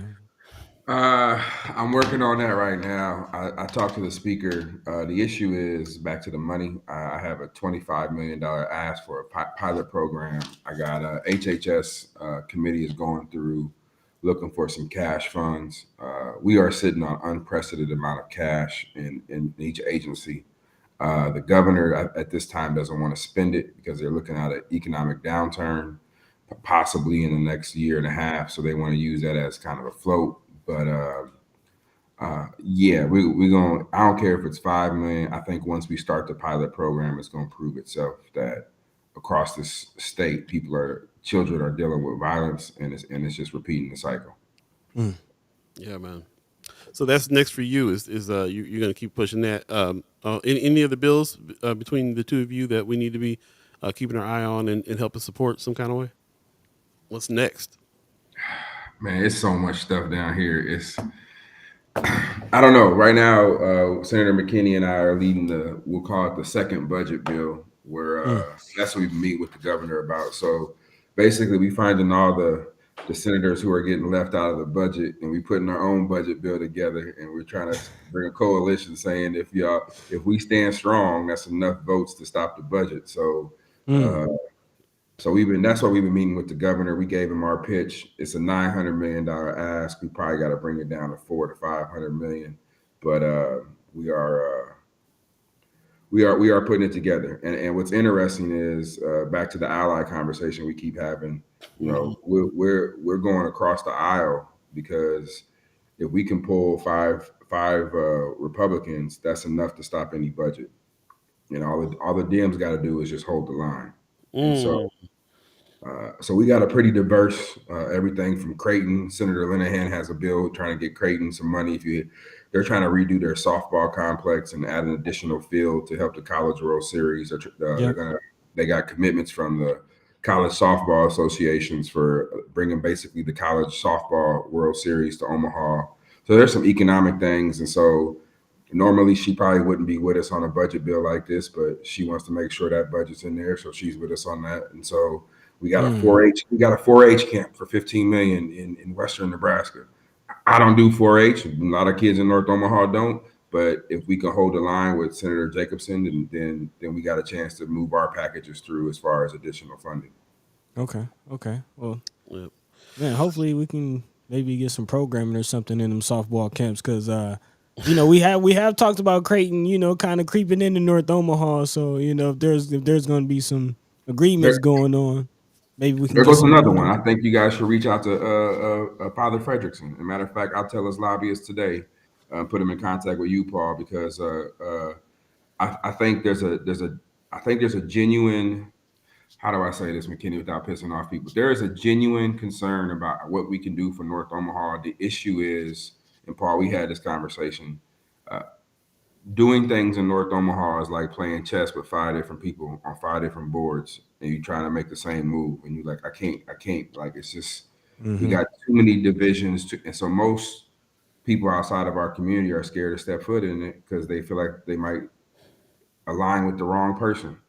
Right. Well, I'll say this, man. We don't want to step on any toes, or we're not trying to stop anybody's movement or growth just for the sake of stopping anybody's movement or growth. We're not adversarial towards Creighton and what they're trying to do as far as their development. We just want to make sure they're not adversarial towards North Omaha. So of course, and I'm sure that, but if North Omaha, can get, like I said, I was a part of Upper Bound. So if Creighton, if we can have more liaison, and if Father Fredrickson is willing to speak to us, and we can get some ideas going about how we can get some more North Omaha kids to even grace. There's kids in North Omaha who never even seen a real college campus. Creighton is a real college campus. It's a real Big East, if I'm not mistaken, powerhouse college. There's kids in North Omaha who have never seen a campus. And it's right up the street. It's right up the street. Like, can we get some interaction? That's all we ask for, are those types of things. And if we can get that, then let's grow as a city. We would love to speak to what'd you say, Father Fredrickson? Father Fredrickson. Yeah, please put him in touch with me. We'll definitely have him on and talk a little bit about that too, for sure. Brother McKinney, bills, what's on top of your mind for what we need to do? I mean, we got 531. The hair bill is on final with the dyslexia bill that Senator Linehan put forward. And yesterday we were also meeting, talking about criminal justice reform and what we could do to get that across the aisle this year. So we working. I know people probably like, why y'all not on the mic a lot, but we honestly be in meetings talking about economics, criminal justice, trying to get it across the aisle, trying to find some ways to get that type of stuff done. Yeah. So, I mean, although we don't be on the mic all the time, it don't mean we sitting up there not doing anything. Mm-hmm. Yeah, the mic ain't where the deals get done. I'd invite y'all to come up any day of the session, because yesterday a young man from North Omaha stopped up here, and I put him on the floor, this little place underneath the balcony. And after the 20 minutes, he was like, man, you just met with 5 different groups on the floor. And I'm like, that's how we get things done. I ain't saying, I mean, getting on the mic and talking is great sometimes, but what really happens is that interaction sitting down. I do want to mention the bill that I forgot, LB, what is it? LB 474, and it's I call it Preserve the Third. It's a third district, all rural Nebraska, but it's Fort Robinson. I'm having the state buy the Mayhew cabin down in Nebraska City. That's a huge part of the Underground Railroad story. It's been dilapidated for the last 3 years. It's been closed. Fort Robinson, if you don't know the history there, that's where the Buffalo Soldiers were, Black Buffalo Soldiers. That was the last standing for Crazy Horse. It just has a huge Native and Black cultural history, and then we got money set aside also in this bill to build a Chief Standing Bear Museum. So those are all in the third district. I call it Preserve the Third because rural Nebraska they think it's about the third district, which it is, but it's also about our culture and preserving our culture in Nebraska. That's what's up. Buffalo Soldier. Hey, Yeah. these bills are going to be able to get heard now that things have moved forward, right?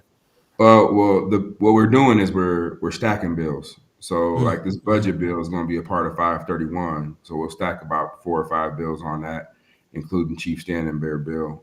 So that's the game plan. Is we're trying to stack bills together because it doesn't seem like the filibuster is slowing down, but the body's going to adjust and still pass bills.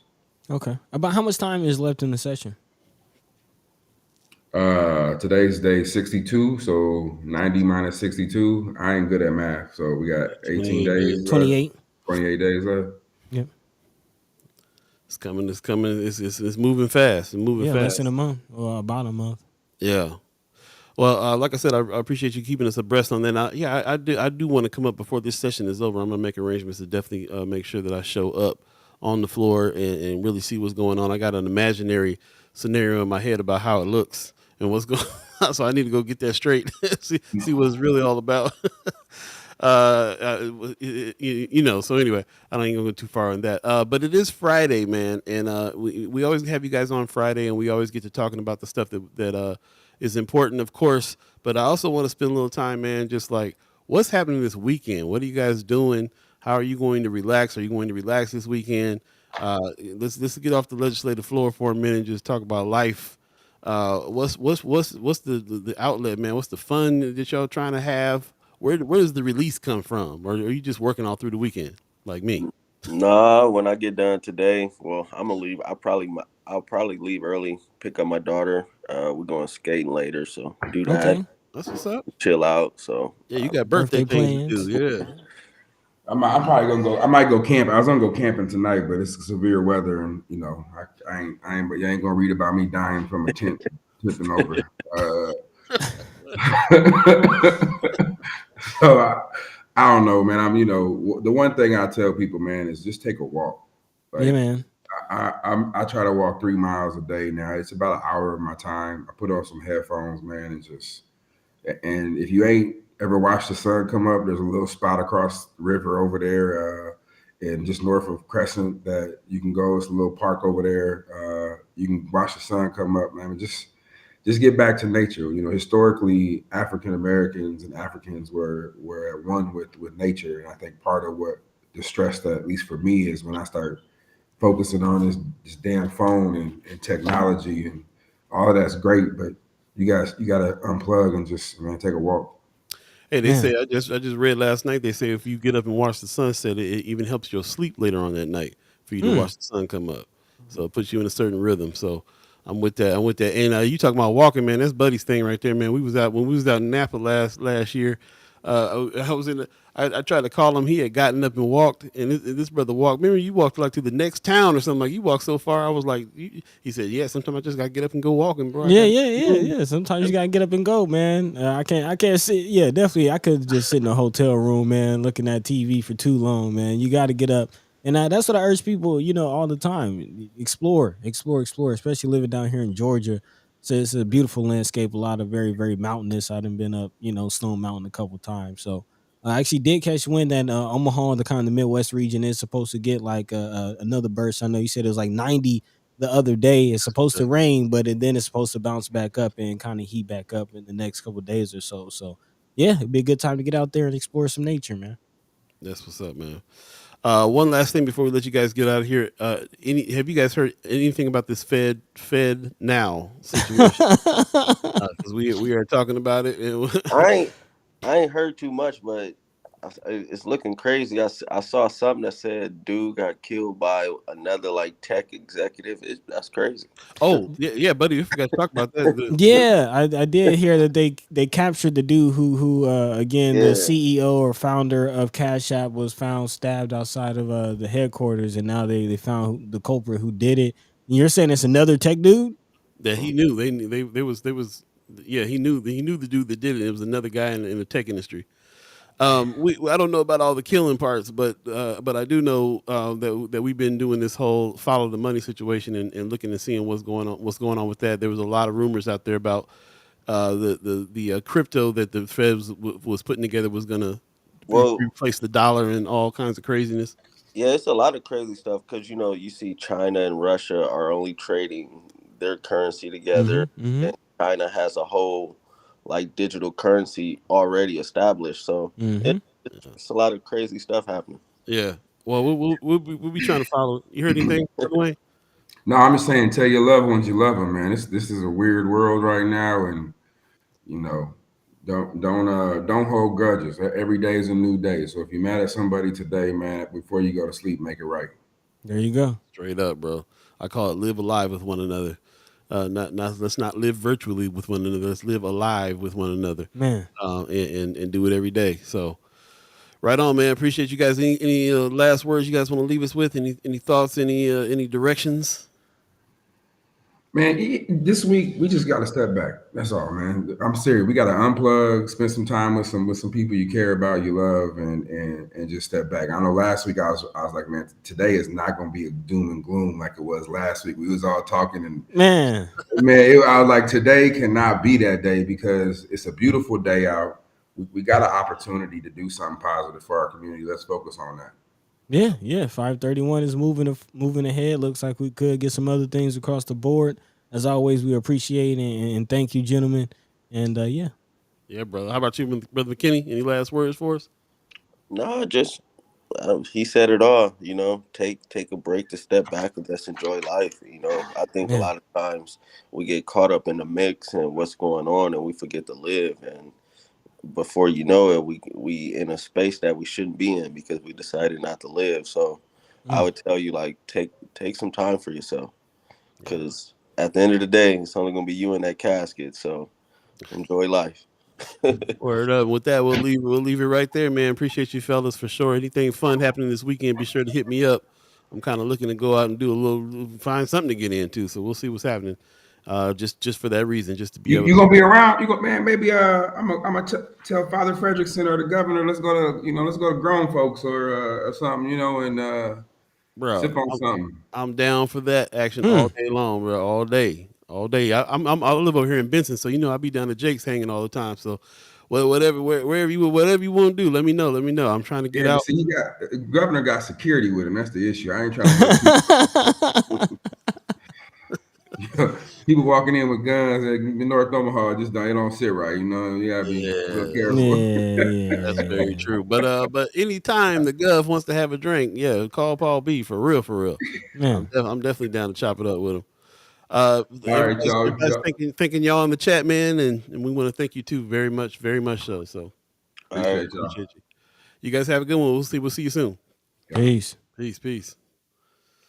All right, there you go, ladies and gentlemen. The brothers senators Terrell McKinney and Justin Wayne. Put some respect on their names. That's what's up. Yeah, man. Much more upbeat and positive. This time around. Nice change. Very much so. Let's take a quick break and we'll come back and jump back into some of these issues and stories. And first, I'm gonna jump into the chat before we jump into the stories when we get back. All right. So stay tuned and we'll see you in a minute. First Sky Omaha Radio. First Sky Omaha in the morning. The Diaz is going down.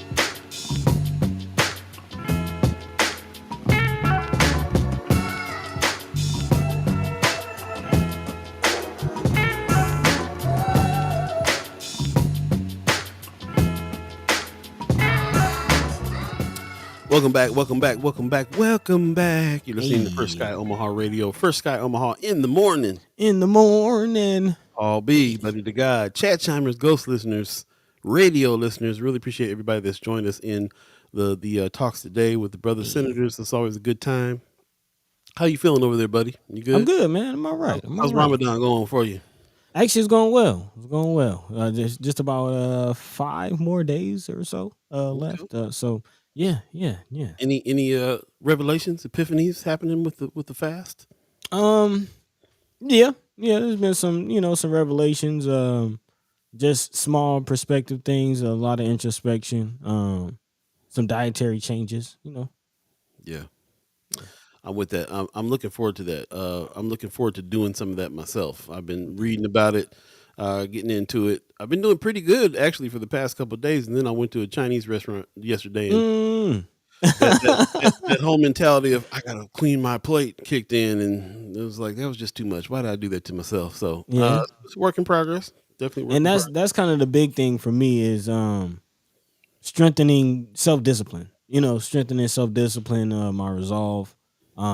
It's been a couple of times where I might like have like some crackers that I didn't finish from the morning or some food, just kind of maybe sitting at my desk and I'm kind of looking like, I want to eat that, but the sun is up and, so for those who don't know, again, Ramadan is a fasting from sun up to sundown, and it's also not just of food, but it's also of, really any kind of carnal deeds, thoughts, and anything. So, also being more mindful of your thoughts and realizing just how much you kind of let your mind wander and let certain thoughts entertain certain thoughts that you really, shouldn't really be entertaining or letting, take on more energy than it should be. You're kind of more aware of that during this time. So yeah, that's kind of one thing that I've been a part of, and also we're required to partake in good deeds. So yeah, I've handed out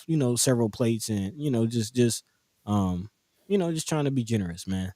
Mindful. Yeah. Moral of the story here is don't leave crackers on your desk. I'm gonna jump into the chat real quick, man. Backing up a little bit. Von Chapman says one thing I know for sure: none of these folks in the legislature have been poor, and none have ever been black. Finding common ground will always be a balancing act between the have and the have-not. So you ain't lying about that, man. Also, Tony Johnson 12 says he's shooting Linehan an email right now. That's what something. Okay. About. Action. Let's take some action immediately. Hit him up. Ariel's 402 is talking about T-ball. I'm thinking about some little outside events and things like that we can get into. As a matter of fact, we should check in with the BAA and see how the flag football thing is going with the youngsters. Tony Johnson 12 says Creighton Ben Dunn crept into North Omaha for real. Yeah, man. Also, they definitely not recruiting North Omaha kids. Not at all. We got to change that. I mean, of course, there is again Trio, which is ran by 2 women of color, quote unquote. Yeah, man, Trio. Yeah, well, not necessarily Trio, but Upward Bound. The Upward Bound programs at Creighton are both ran by African American women. Yeah. Shout out, I believe Miss Devers still running it, and Miss Townsend, I believe, still running it. So okay, yeah, I didn't know that. Yeah. So definitely shout out to those 2 ladies. And they supporting staff for women. Yeah. Shout out to them, but definitely need more. So if we can holler at Father Fredrickson. Yeah, done. Yeah, I'm definitely down to talk to him. Ariel's 402 says Omaha needs more native statues down on the mall. Yep. Yeah, I agree. Marianne Williams says interesting info on Creighton. Senator Chambers, Wayne, and McKinney all went to Creighton. It served North O well in that way.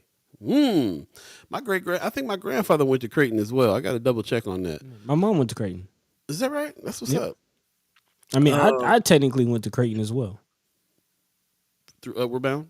Yeah, through Upward Bound. As I matriculated from high school into college, I took some summer courses during that. That sounds like you went from high school to college. That word right there. When I matriculated over to you went to college. Yeah. So I went into FAMU with a few credits from Creighton. That's what's up. Okay. Yeah, I gotta. When I first got to town, they told me that my grandfather was like the first black graduate of Creighton. And I was like, okay, but that sounds like some of these other things that y'all been telling me I need to go do some research on. Yeah. You know what I'm saying? Yeah. The legend does get out of hand sometimes. You have to go back and fact check. Folklore. Right. Arrows 402 says, take your shoes off and feel the earth grounded. Yeah, man. I like to Yes. do grounding all the time. I also like to do that. I grew up doing it at the beach in a big way, but Right yeah, near the beach. right near the beach. Hit that grass too, man. Get that grounding going on. I really believe in that. Yeah, man. Stone Mountain, I've been there. Okay, Arrows 402. That's what's up. Beautiful. Gwen Easter says, don't put them wrestling moves on them young boys. About Terrell McKinney. Ariel's Pro says that they are communist. Crypto should work there. You talking about China? Okay. Tony Johnson 12 says African countries moving away from American dollar. Pay attention. Yeah, man. This is something that you brought to my attention, and we have yet to really dive into. We talked about it a little bit, but let me see if I can find it real quick. Let's see. Brazil, Russia, India, China, and South Africa plan to introduce BRICS, the BRICS nation. the BRICS nation innovative currency. They're calling it. Mm-hmm. So we should. This is part of that conversation too, in a big way. Yeah, man. Get in. Yeah, I mean, countries have been dropping their treasury bonds for a while, which basically means that the American dollar has been the global standard for currency. So when countries trade, they'll trade in American dollars, and each country will have American treasury bonds in their central bank, and they'll basically trade that for their currency, whether it's rubles, yen, whatever it is.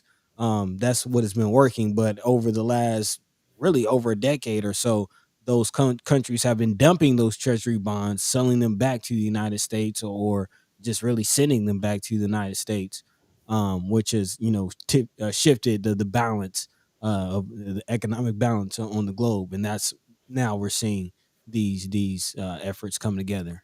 Look, man, with everything that we talked about at the top of the show, having that conversation, that being part of the conversation, there's just too many things going on that tie together this way that we absolutely have to keep talking about this and following the money on this. Well, it's very interesting, man. I don't want to get too incendiary, but just looking at where we are as a country, it's the next year or so can be very telling and can be very tumultuous, possibly. I mean, if things get out of hand, we're at a point where we could be in the middle of a world war and a civil war at the same time. Yeah, and war don't look like it used to look. No, there's places that are warring right now that you don't even see because it's all happening electronically and in systems and so on. Yeah. Very different. I'm going to keep going in the chat real quick before we can get to these next subjects. Stacey Jean thanking the senators. Tony Johnson 12 says Tony Goins could use some company at Cigar Lounge. Yeah, I might have to go check that out. Terry Crawford says, good morning, First Sky fam. Good morning to you over there on Facebook. Peace to the brother senators for fighting the good fight under hostile conditions. For real. Definitely. Brother Wells Lavelle in the house. What's going on, my brother? Peace. He says, give grace to yourself. It's a process, man. I heard that. Talking about Ramadan, I think. There you go. Give grace. I like that. Give grace to yourself. It's a process. Yeah, you do. Me and Brother Wells was talking about hitting the gym together, man. I'm still with you, bro. Let's get it moving. Hey. He was actually some of the stuff he was talking about, man, really inspired me. Like Brother Lavelle is my hero right now when it comes to that. He's like really practicing. He's understanding. I feel like he's understanding like where he is in the world, and valuing that and giving himself some self-care and showing that to everybody around, and being vulnerable and exuding love and telling his story and doing these things that I know take a lot of courage, bro. Yeah, brother. I'm saying this, man. You are a crucial piece to our community. Just the fact that you can link the Native brothers and sisters to the Black community by itself is invaluable. There's nobody who else is doing that. Who else is doing that? That's huge. And it sounds like he's actually following the advice that he's giving some grace to himself. So yeah, man, that's a big thing in itself too. Be the message. Be it. Brianna Full in the house. Good morning to you. Says I'll whoop y'all in some what is it? Intramural volleyball. Yeah, intramural volleyball. You talking about with the Creighton? The Creighton, is that you trying to get down? Talking junk already. She gonna whoop somebody. Okay. Yeah, I'm down to get up. I'm down to get up. Look, I'm from California now. I don't know about what kind of volleyball y'all playing out here, but try playing in the sand. Okay. Oh, so you get down on some beach volleyball? Let's get busy. Let's get with it. I mean, we gotta get back. You said you're not ready for tomorrow, but Soon though, soon. go through the training camp. Kimber Snipe says my son gets to drive Father Fredrickson around. Really? Oh, okay. Well, tell them, send a word. Come holla at us. I got this vision of Kimber's son, just like, we're gonna make a quick stop, real quick over here. Where are we going, son? Don't worry about it. You gotta make a stop real quick. Sliding to Benson. Why are you taking me to all these black folks? Kimber says Frank Hayes is on the board for Creighton. I think he's the only black person. I didn't know Frank Hayes was on the board. That's interesting. He's a friend of Benson Theater, real tight investor and a person that was doing some work with the theater. So that's what's up. Need to get with him. Tony Johnson 12 says Creighton used to do a black conferences step shows you name it. Black to do black.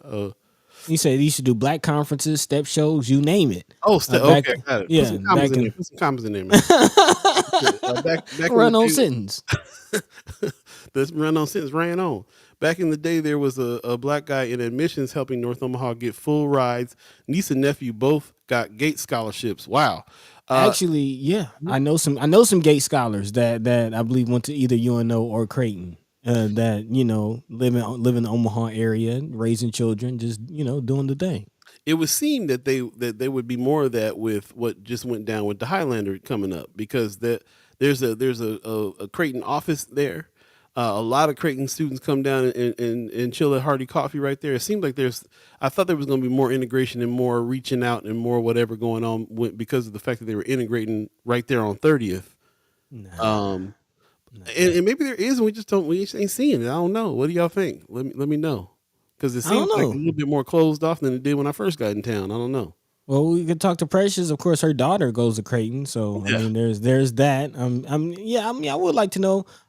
Actually, brother Ejiki, DJ Giddy Jiki with it. Eric Ejiki, he used to work at Creighton as well, I believe, in the Black Studies department, Really? or Kawasa, I believe, which is the students organization. I think we should holler at them, see what's going on. Also, a big Hawaiian community there, from what I heard. Really? At Creighton? So, when I first got in town, when I got off the plane from Hawaii, I was looking for I was like, where my Hawaiian food at out here? Does Omaha have any? And the only place I found was a small Hawaiian community that would do a Hawaiian celebration every year, bring a food truck out and so on and so forth. And they were all Creighton students. Big. The biggest Hawaiian population in Omaha are Creighton students. This last like 5-10 years. Pops in the chest says Paul B. Allen Jr., which is my grandfather, went to Omaha University, which was later called the University of Nebraska, Omaha.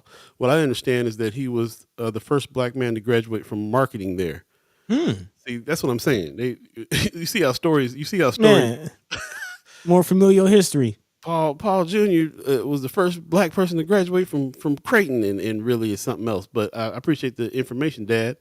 Because I was wondering about that before I went around telling everybody that. So I'm glad the real information. But yeah, Pop's grandpa came out marketing, and that's what I remember. That I do remember that from the story that he graduated with a marketing degree. So it's interesting stuff. And then very shortly after that, moved the family to California, and then that's where I came about. So there it is. Okay. Brianna Full says summer activities. Yeah, I'm down for it. Definitely down. I mean, there's a few spots that have sand volleyball. Find a spot. I saw a meme yesterday that said, "You knew summer was coming and you kept eating anyway." Yep, I did. Probably had a wing in my hand when I saw the meme.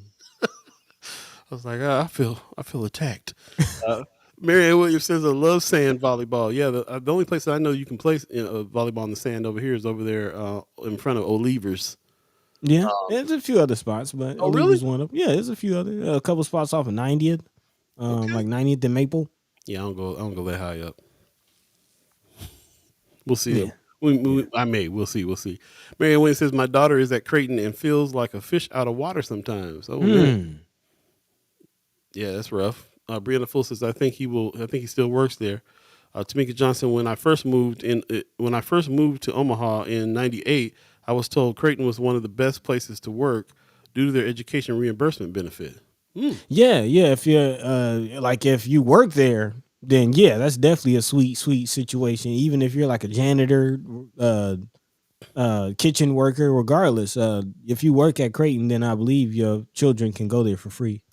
So I want to leave off of this talk about Creighton with a question about OPS. Do we think that there are kids that are going to OPS are getting geared towards what it takes to go to Creighton Prep, to go to Creighton? No, that's what Creighton Prep is for. Okay, so what about getting to Creighton Prep? Are kids at OPS getting geared towards? Well, no, I guess they're in OPS, so they wouldn't. Yeah, they want to stay in OPS. Creighton. So Yeah. where's the disconnect at? Where is it that where does it need to start? Really, Creighton really feeds through the Jesuit system. So if you're if you have a child and it's like I really kind of want to gear my child to go towards Creighton, that's something that I want them to be available to. Then your better track is going to I forget the name of the Jesuit elementary school. It's like right off of it's like right by the Hope Center. Yeah. I forget the name of it, but there's several Jesuit schools. Of course, you got Creighton Prep. Of course, there's I believe another school right off of Fontenelle Boulevard, right up the street from Fontenelle Park. I believe actually Aggie Kid went there, if I'm not mistaken. So yeah, Holy Name, I believe is the name of it. Yeah. So yeah, I mean, if you kind of go through that track, then you'll end up end up going to say Creighton Prep and eventually getting more resources and help for Creighton, at least as far as an inner city child. I know, Yeah. but I don't know if other people have any other perspective or any other information. Definitely drop that in the chat.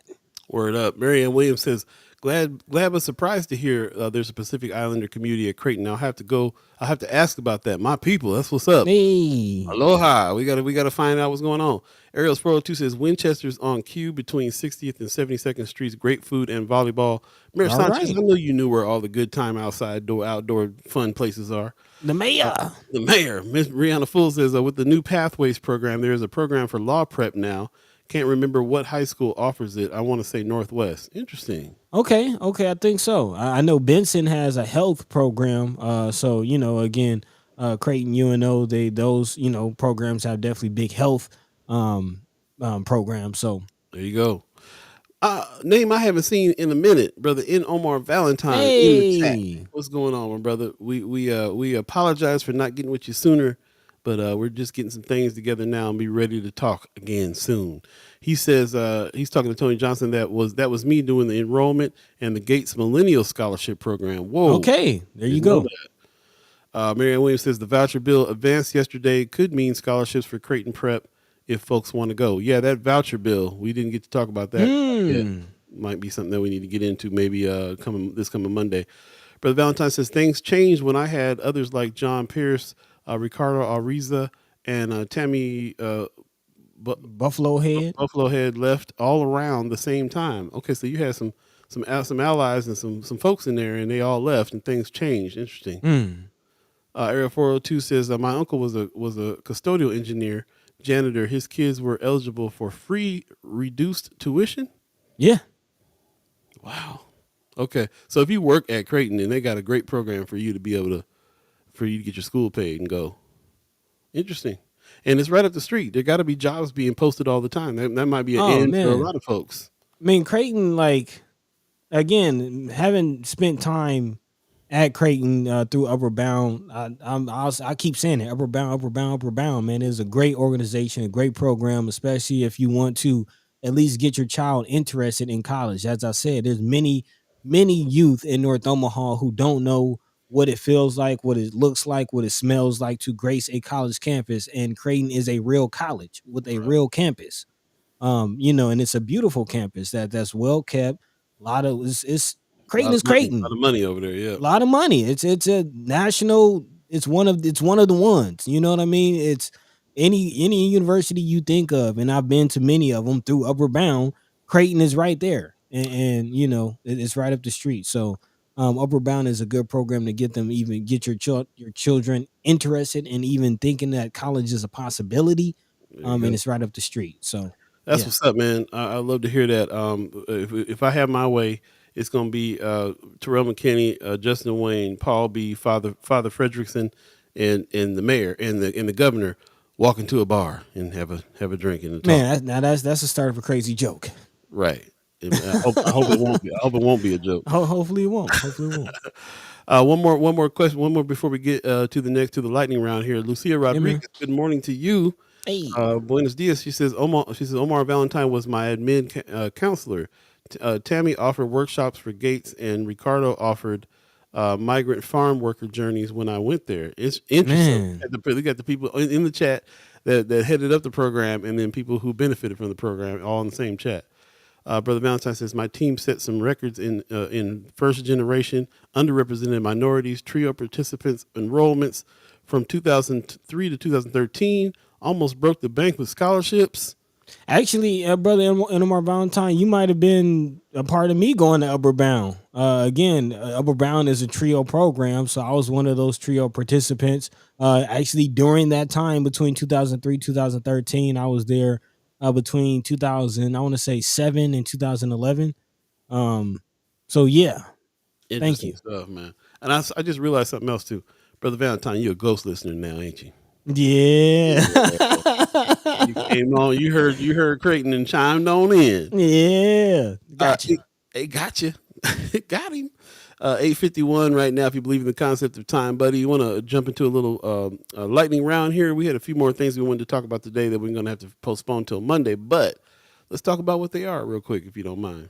Yeah. Well, somebody mentioned about Brother Tony Goins earlier. We have another story about some other Black leadership. Again, I don't know what it is about quote unquote Black leaders resigning or stepping down or being under attack, as we talked about with Precious on Wednesday. But now Gerald Kuhn is the latest to bite the dust. Gerald Kuhn served as Omaha's Human Rights and Relations Director and has now resigned from that position as of Wednesday. That's according to a release from Mayor Gene Stothard's office.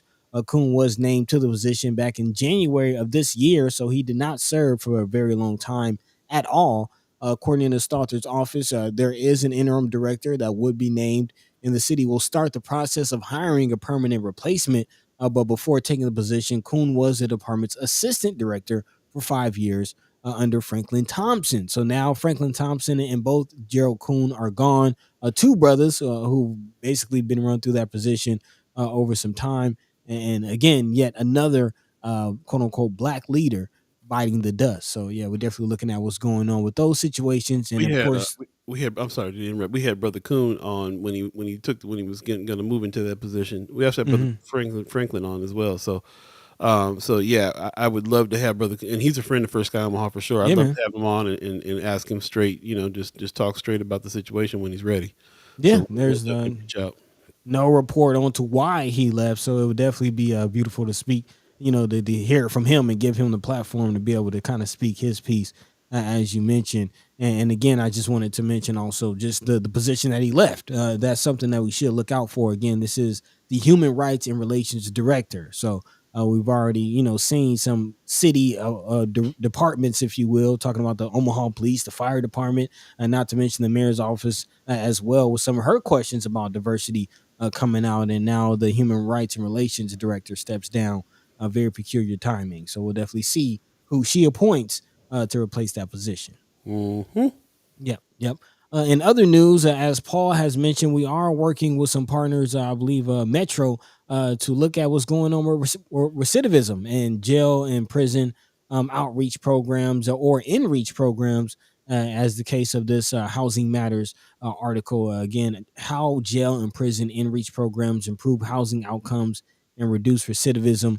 We sort of talked about this earlier in the week with the conversation of the county trying to find some other buildings and some other property to house those in transition between, being incarcerated and getting back into general population, if you will. Again, looking at some halfway houses, some parole housing, and things like that. So those programs still in the works. Some conversations still being had, and some more research and studies coming out about the importance of those projects. So definitely looking forward to that, and we'll definitely continue that conversation going as we get closer and closer to developing those productions and working on those documentaries for that project. I don't know if you want to speak to that anymore, Paul, Not or really. keep it I mean, moving. that's yeah. I'll kind of say yeah. We can keep it moving. I just appreciate everybody who is paying attention to those things too. You guys, we pulled that from Friends of First Sky Omaha. Chad Chimers dropped that article, so appreciate you for staying on that subject as well.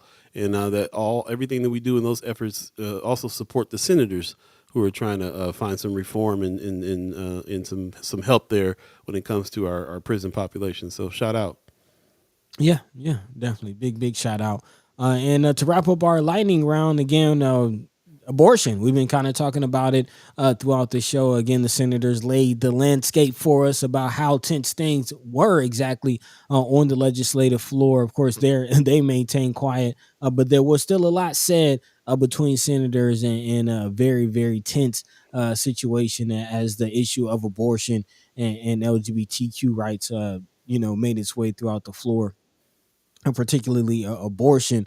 Again, the 6-week abortion ban is still making its way through the legislation. And is actually one senator in particular, Senator Steve Erdman, who, of course, is a Republican, stated that we're not, he says, we're not grown. We have not grown except those foreigners who have moved here or refugees who have been placed here because we've killed 200,000 people.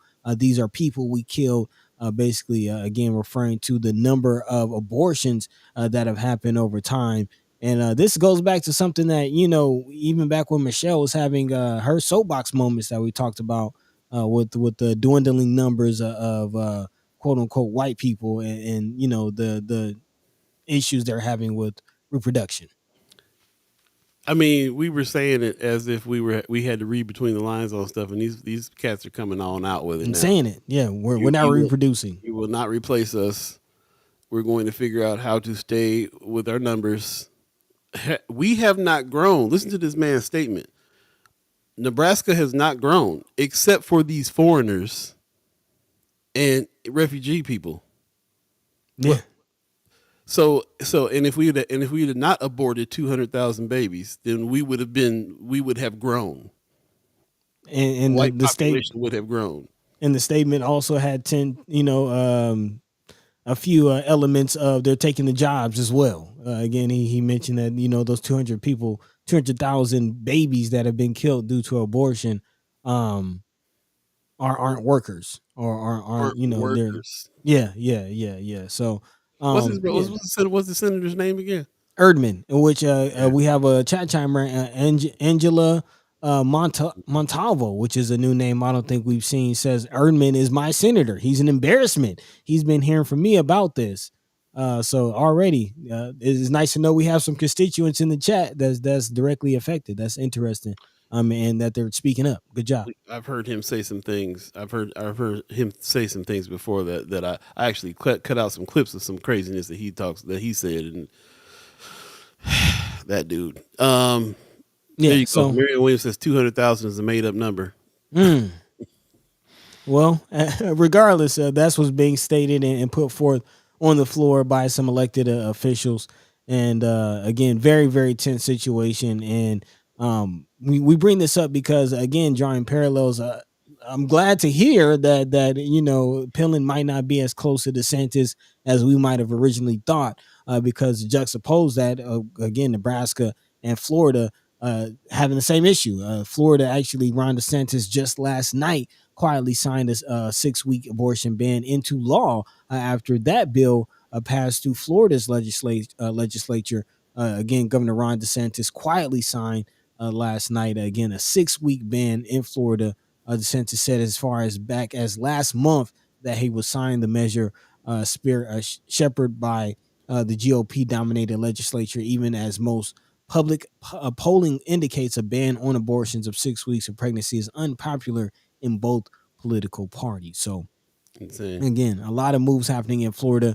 And actually, to wrap up our lightning round, I don't know how lightning up around there has been, but to wrap it up, speaking of Florida, the NAACP is very upset in responding to some of the political moves that have been happening in Florida in regards to education. Again, DeSantis has basically completely eliminated Black history, if you will, or any kind of racial incendiary education out of Florida's education system, and the NAACP is calling for a travel advisory amid those political tensions. The NAACP Florida chapter has teamed up with the national board to ask people to not visit or even move to the Sunshine State in light of recent proposals targeting diversity and racial issues. I saw one of the chat chimers actually said that they were planning to go to Florida for a trip here soon.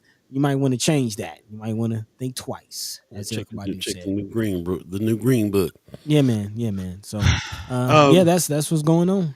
There you go. One more thing that's going on too is Brother Jones is back in the legislature. So both Brother Jones and Brother Pearson, now the two Justins, are back in on the floor. They're Hey, being reinstated. So we'll see what's going to happen to them now. But if you can catch any of the things that are happening there, check it out. It's must see TV too for sure. There's a very very irate Republicans on the floor, trying to call them out, and the way these brothers are responding back is legend. Is the things of legend. Malcolm X, man. evoking Malcolm X, Martin Luther King, as far as speaking is concerned. Brother, they're almost the new Martin and Malcolm. Man, I mean, Literally, the one is a preacher. Like literally, the one sheesh. Pearson is a preacher. I mean, very, very powerful orators, and as I'll just put it like this, as one of the chat timers said last week, man, no Justins, no peace. There you go. Also, don't forget, I got to mention this because this is happening tomorrow. Street Scholars, this is going to be a very important meeting here, a real gang education seminar. It's Black Agenda Alliance is behind this. Simple Foundation is behind this. The Lewis brothers, Chrome and Leo Lewis II, is behind this, along with Brother Kasim from the BAA. Definitely check it out tomorrow from 2 to 4. April 15th is happening at the Malcolm X Visitor Center, Malcolm X Memorial Foundation over there.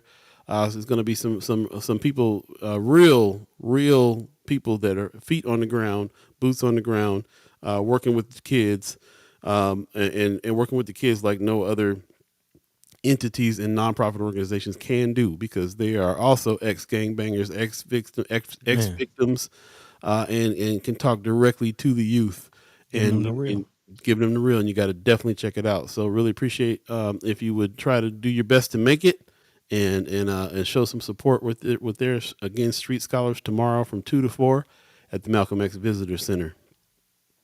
And with that, it's already 9:03. If you believe in the concept of time, is it 3? Yeah, man. 3. Yeah, 3 past the hour.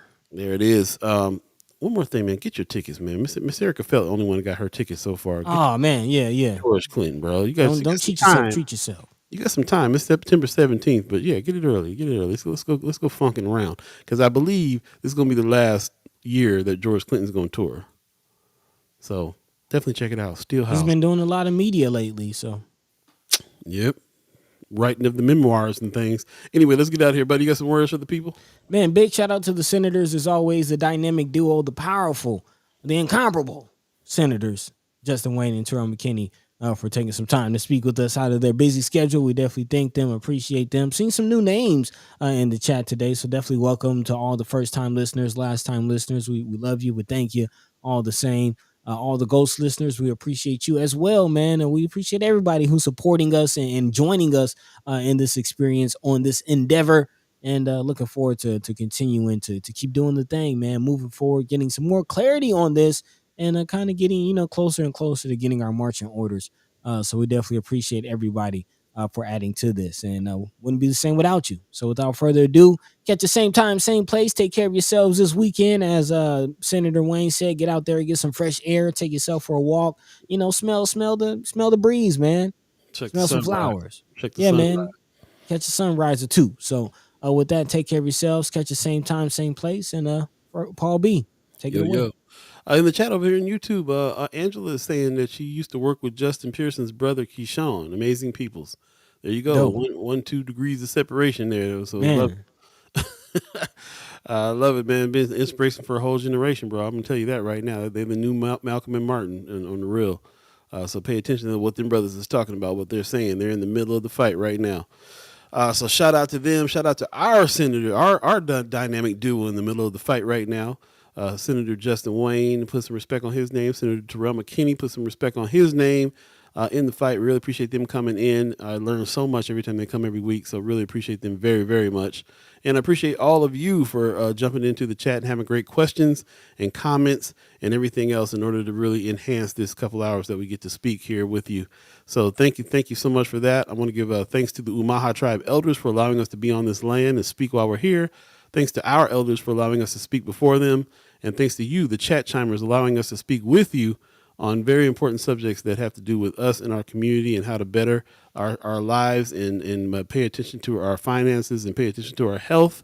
And most of all, taking care of each other, which is this is all about, living alive with one another. Really appreciate everybody who is a part of this process and contributes to it regularly. Speaking of contributions, I got to thank everyone who is a reoccurring member or donor of the channel as well. Thank you so much. The $10 people, the $25 people, the $50 people. We got perks and things coming soon. We got chat chimers kickbacks that we're trying to plan for the summer. So we'll definitely get down. Sounds like we might have to have a volleyball game now that Brianna Full wants to start talking junk on the chat. All right. I'm gonna get with y'all. Let's get busy. Have a little chat chimers kickback somewhere where we can have a little activity as well. I'm very much down for that. We'll work on it and keep you informed on that. But thank you to all the donors and sponsors. If you want to do that again, go to firstskyOmaha.com, hit the donate button, and we really appreciate you becoming a reoccurring member of the channel as well, so we can keep this conversation going. It's all about conversation. Conversation rules the nation, like Buddy says. Hey. Teamwork make the dream work. Season 5 is going down. First Sky Omaha Radio. First Sky Omaha in the morning. In the morning. You guys have a good weekend. Take care of yourselves. We'll see you soon. Yeah, man. On the real. Peace. By the way, Vanglorious. This is protected by the red, the black, and the green. At the crossroad, with the key. By any means